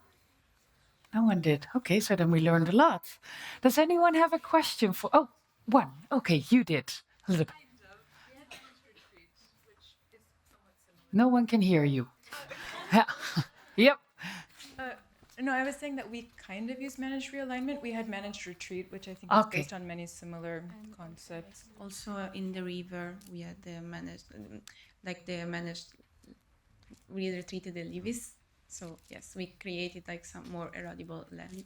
It's great that you raised that, because that's related but a different concept. Managed retreat is when you really leave the area and leave it to its own, and managed realignment, and you do something to also the people in the area mostly have to leave the area, but you create new infrastructure. Yeah. Okay. Yeah, I would like to add something. Maybe it's not mentioned, but we also try to develop a rain garden. But instead of using the expensive gray infrastructure, we relied also on vegetation that are salt tolerant and that are native to the area of Louisiana. That's also a very interesting concept, when you recreate area that can be flooded, a tidal area, then you can choose for other crops. Yeah, that's true. Okay. Next question. Yes, you can throw it to that side. Are you willing to throw it? Yeah. Just give it your best shot. Cannot go wrong. Go for it. Woo! Like someone will help you, yeah? Okay.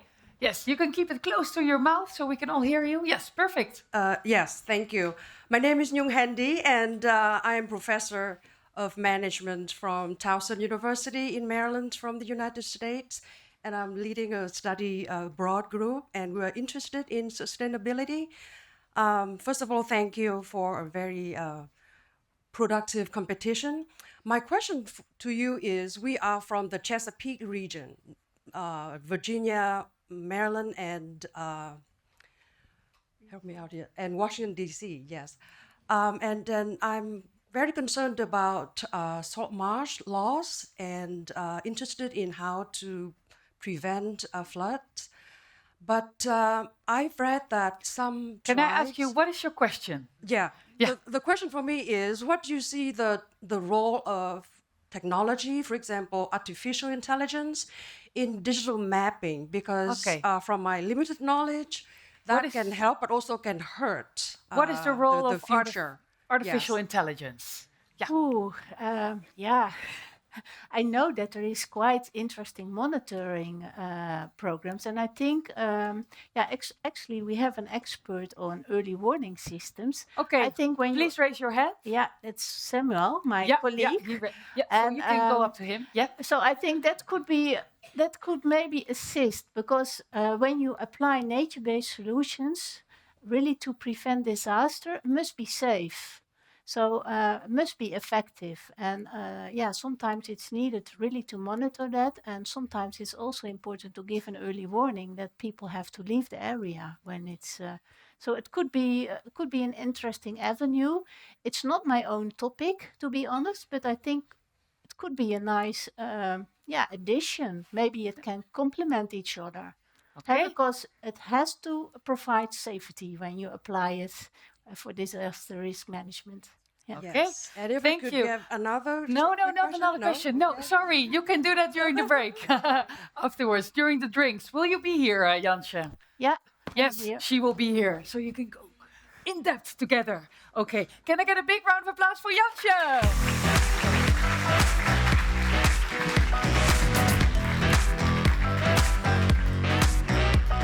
Okay, so on to the next. So actually, we're going to try something new. I have never done it myself as well, but I think we can do it together. Are you up for a challenge? Yay. Okay, good. So maybe some of you remember the kickoff where we had the amazing Ceres band. Well, they were not they were amazing, but they were not able to make it today. But I thought, well, sometimes it's good to work with what we have right here and create a nature-based solution. And some people think we're going to sing. No, we're not going to sing. But we are going to create a sound and see how we can balance everything out. Because that's what nature-based solutions are about, right? Everything needs to be balanced. So I'm going to divide you up into groups. And each of the groups will make a specific sound. I'm going to try to see how we can all blend it together and make it work. Are you ready? Okay, I am. Okay, and you at home, just enjoy the ride. Okay, so for this group, you represent the animals. Yeah, and you can just clap. Oh, that's doable, right? Okay, keep that in mind. I'll come back to you later. Okay, next group, you are the water. So you'll be like,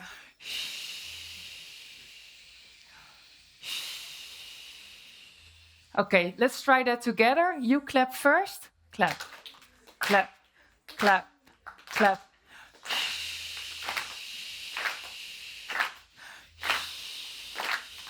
Ah, that works. Okay, good. Hold on to that.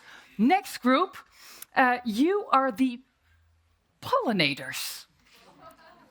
Bzz, bzz, bzz, bzz, bzz, bzz. Okay, fun, right? Okay, clap water pollinators. Let's go. Clap first. Clap, clap, clap, clap.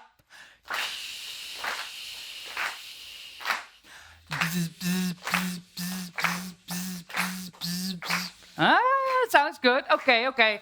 Final group, you're the humans. But they're friendly. So they're like, hi. Oh, okay. So give it, Yoga. Hi. Again. Hi. Okay. Let's try to do it all together now. And I hope it sounds good. Let's make it work together. Are you ready? Okay. Clap. Clap.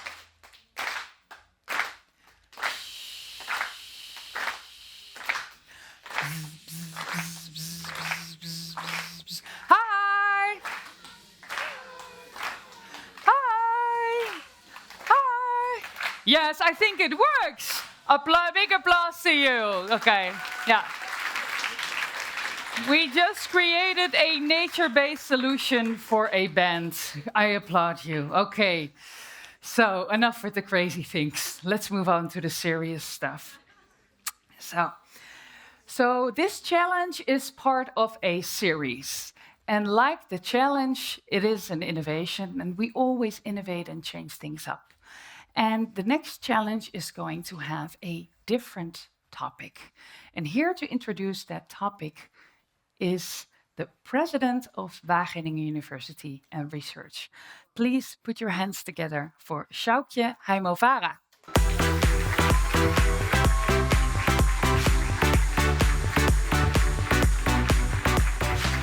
Okay, so Hi. Sjoukje, hi. So you've seen the energy and the ideas here. So what stands out to you about this generation? Ooh, I think it would be positive energy. Oh, Indeed, let's yeah. move a little bit forward so the light is not in your. It's a lot of blue light Yeah. from behind. Yeah, if I hear, I unfortunately I couldn't listen to all the pitches, but I could listen to some. And if I hear within 1 minute, I think the first a daunting perspective. There was salinization and floods and horror coming towards us. It's really daunting. It might get me down, but there were people. It was the next generation who were just energetic about how they would solve it together with nature. I have a great confidence in the future. Yes, and for that future, we really need future change makers. Yes, we do. So, what does that, as the president of this university, what does that actually mean to you in practice? That we need them. We need you. Yeah. No, of course, there's 13,000 young people and young people studying here every year. Wow. And we try to help them to become the future change makers and responsible change makers. That's very important. What does that mean, a responsible change maker? That change is only good when you take account of everybody, of the whole planet, of the biodiversity, but also of all humans, and it should be fair, it should be equitable, it should be all of that. Yeah, so it should be responsible. So we really, that's what we need from the future generation. We need it from ourselves too, but we failed on certain instances. So we hope to inspire the next generation to take up what we left behind. Good. And that's also something that you do here, because you don't just want a group of experts, but you really want to create change makers here at this university. Yes. Yeah. And how can a university best support its students? In many ways, but if it comes to these responsible change makers, the future, I think one of the very important things is that we teach them not to look at things from one direction.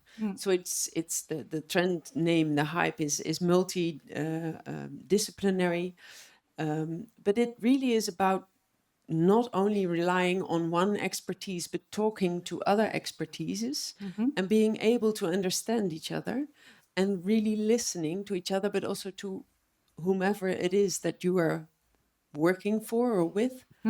So it's a lot about expertise, but also a lot about skills, and skills from different disciplines. We're not going together with technicians or with technology or with AI. We need social sciences, we need biology, we need nature, we need them, and they all have to work together. I think that's the difference. Yes, and and that's that's also typical what you, Wageningen. yeah, that's also what you facilitate. Yes. Yes.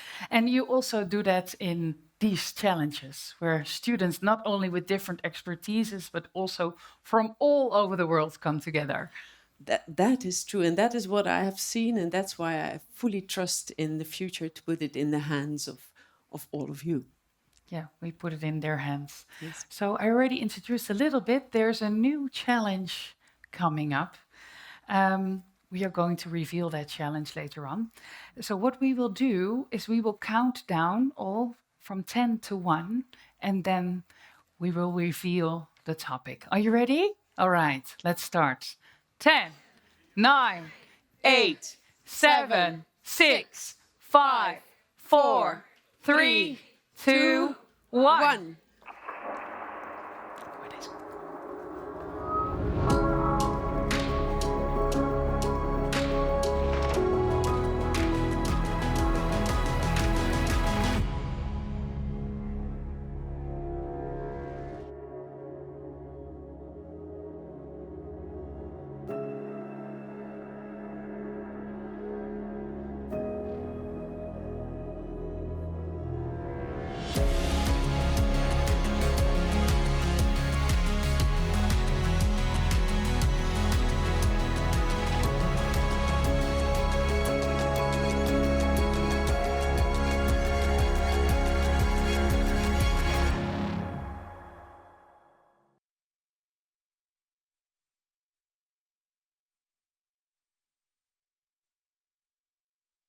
Future. Okay. Yes, sounds like a good challenge, right? Maybe you or someone from your team can sign up for next year. Why not? But first, we have to see who has won this year. Okay. So, as I explained, it takes a lot of effort from you. It takes a lot of effort from the university, from partner organizations. But it not just takes creativity, but it also needs support. And today, I would like to ask on stage two representatives from two organizations who really give their full support to Wageningen student challenges. Can I please get a round of applause from the University Fund Wageningen and Rabobank, Lies Boerijk en Joni Mol.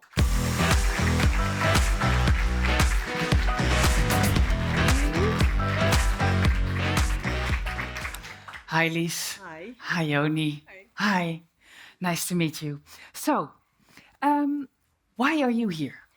Yeah, well, we have a surprise, and I written down some words, otherwise I Okay. forget. Because we, as a University Fund Wageningen, has already a long tradition of supporting student activities that broaden the horizon of Wageningen students and other students all over the world. So since 2019, we have been delighted to support all kinds of student challenges. And we have contributed to every student challenge, like the Rethink Protein, Urban Greenhouse, Rethink Waste, Food System Innovation Challenges, and the Youth Food Lab, and I can't continue. But all in thanks to our donors, both large and small. And we have so far been able to provide 670,000 euros in financial support. Wow. Well, you can give a round of applause for that. So, first and foremost, I would like to thank all our donors, who we call friends. And we have also best friends, who we call Wageningen ambassadors. And then, of course, we have also super friends, so donations from major Dutch and international foundations, which, like the University Fund, wish to contribute to Wageningen's mission through all the promising young people like you here. So we are, and I think that I can speak also like on behalf of Sjoukje and the whole team who make this possible, that we are very proud of what all the student teams have achieved in the recent years. And it's wonderful how to see how much creativity and how many clever solutions are being devised.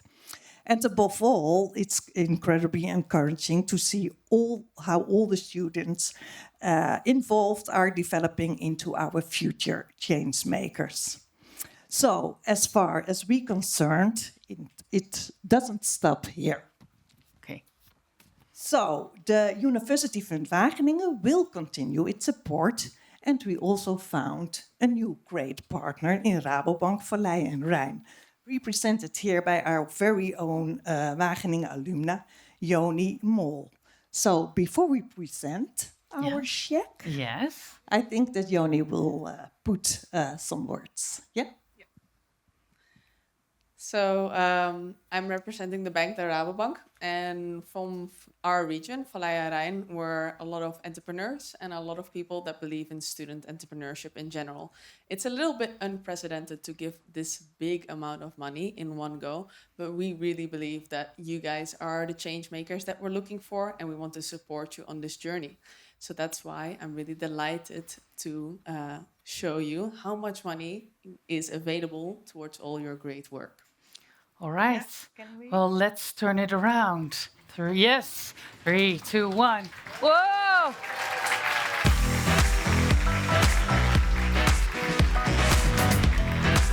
Wow. Well, thank you so much for your support. Thank you, Loes and Joni. Yeah, well, yeah, you can maybe take it with you. We'll give it a nice spot. Yes, give the microphone to me. Loes and Joni.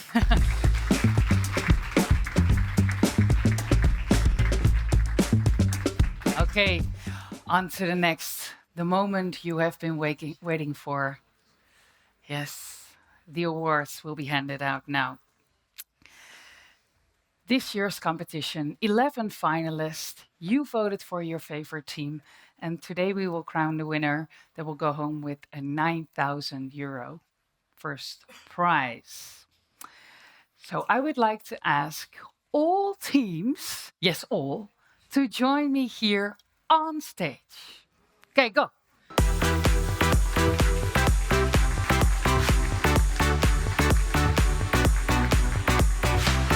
Yes, spread out a little bit. Yeah, perfect. Wow, so many people.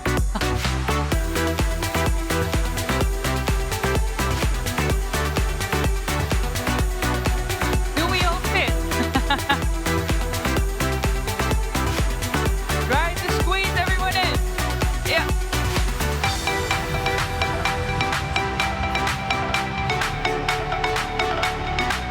Okay.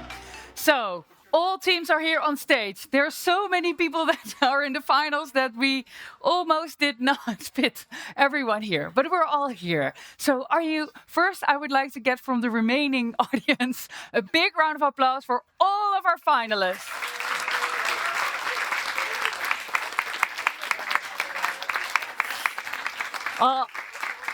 I truly feel, and I'm sure that everyone agrees, that you are all winners, first of all. But of course, you're also very curious who has won the different awards. So we will start with the audience award.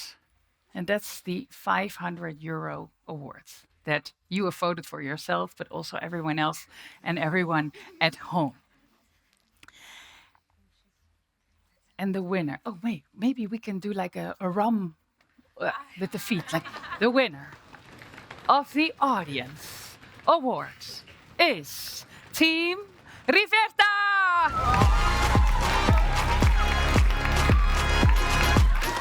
Ja, ik ben er weer.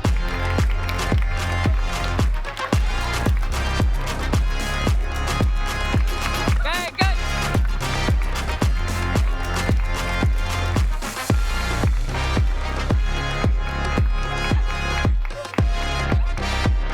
Ja.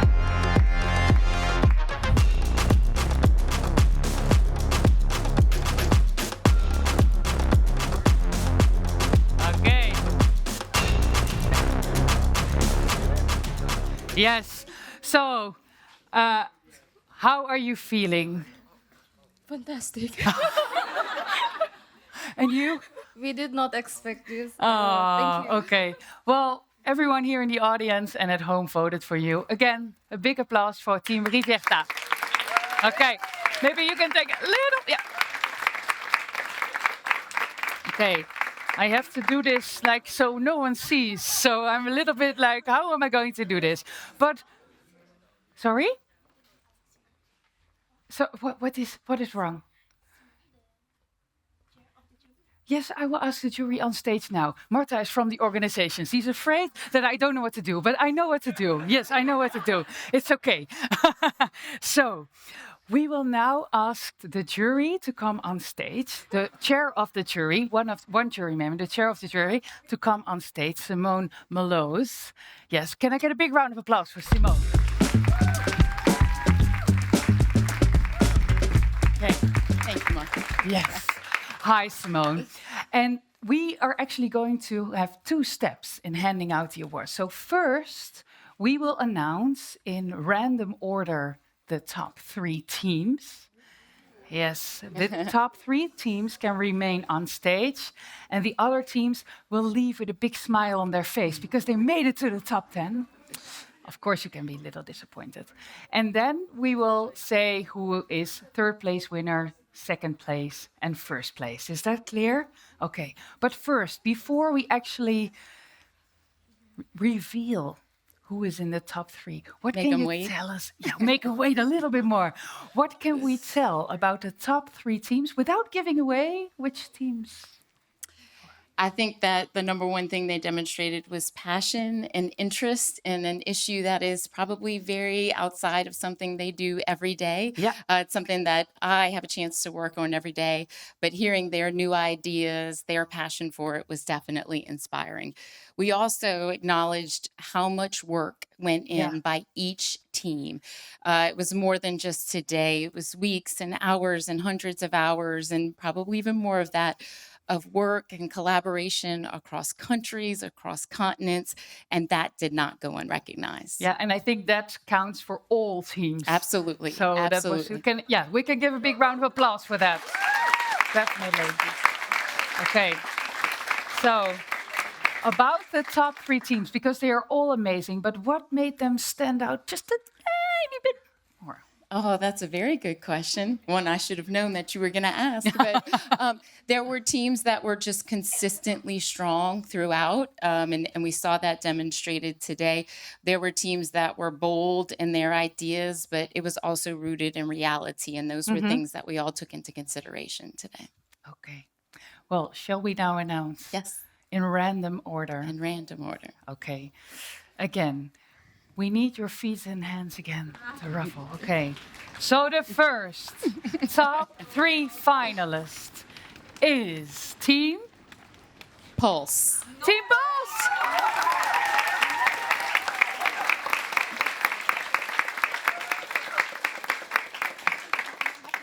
Team Pulse. Congratulations. Whew. You made it to the top 3. Again, the ruffle. The second top 3 finalist is Studio Bayou. Studio Bayou. Where are you? Congratulations. I see some surprise faces. I hope that's right. No, I'm just kidding. I'm just kidding. All right. And the third top 3 finalist is Aqua Verde. Hey! Okay.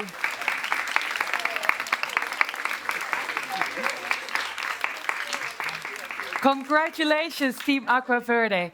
So, all other teams, again, thank you so much. Thank you. For Thank you very all much. your hard work.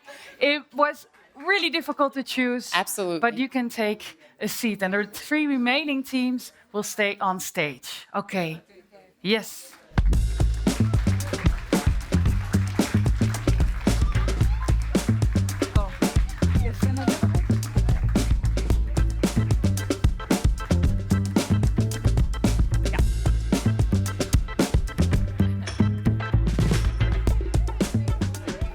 Okay, so now it is time to reveal our 3rd place And then, of course, when we reveal the first place, so the winner of this challenge, of course, we also know our second place, so our runner-up. Okay. Start with 2. No, we're going to start with 3. Okay. We're going to start with number 3. So you know the number 3, right? I do. Okay, that's good. Okay, so without giving away the number 3 just yet, what did you really like in their proposal? Again, I think there was so much effort put forth into it. There was certainly passion. There was both innovation and solutions that were really grounded in reality and things that we could implement. Okay, so we now have a raffle. And you can all... Okay. Our third place winner is... Studio Bayou. Studio Bayou! So, yes, for this team, please step forward. You can step forward a little bit. Yes, yes, take the stage. Big round of applause.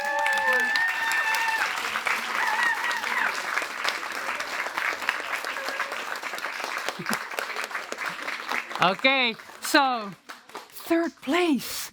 How are you feeling? We did not expect to even make third place.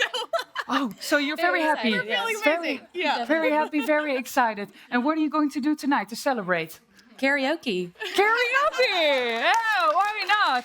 Please, give it up for Studio Bayou! Yeah, you can stay here. Stay here. But yeah. Okay. So now it's time to announce the winner. Simone, I'll give this back to you. Yes. Yes. Okay. The winner of the Nature-Based Future Challenge of 2026. Let's put our feet together. The winner of the Nature-Based Future Challenge 2026 is Team Pulse.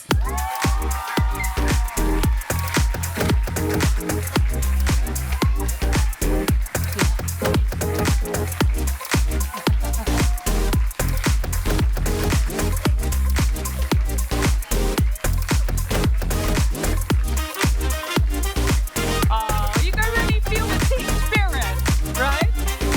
Good. So please go step forward. Step forward. Okay. The picture. Yeah.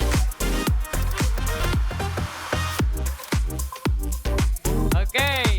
Big smiles. Yo. Okay. Perfect. So, the winner. It's crazy. It's crazy. It's really Why- crazy. why is it crazy? Because we haven't expected that. Because we were so overwhelmed about like what other teams put out there, and we looked at every post and we were like, wow, that's a great idea and that's a nice concept. So like, congratulations to all of the finalists. Like, yeah, and thank you. Yeah, I love that. I love that. And so for you, I saw a lot of team spirit. You were hugging and like. Yes.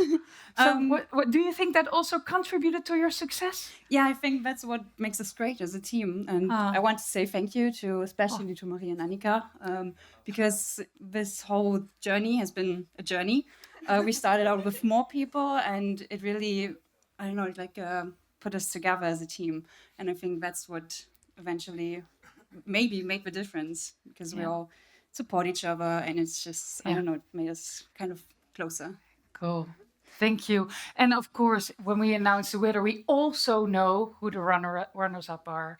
Okay, big round of applause. Complete Team Aqua Verde. Step forward.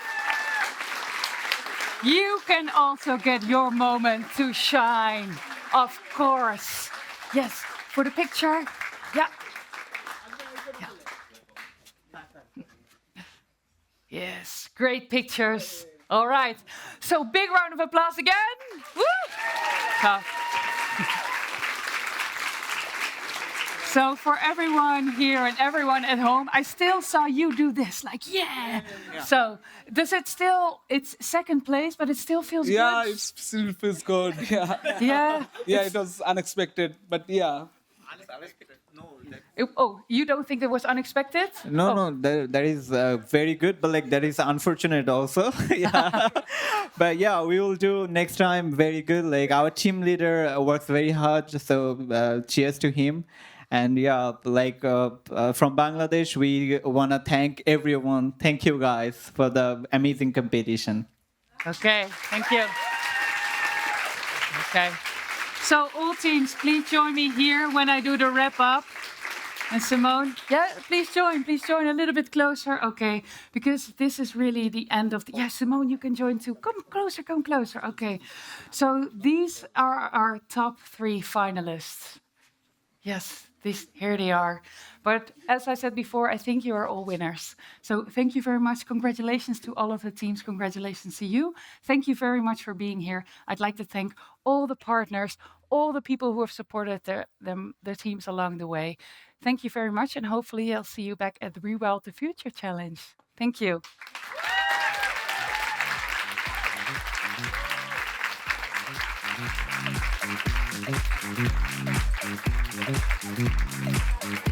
Congratulations! Go!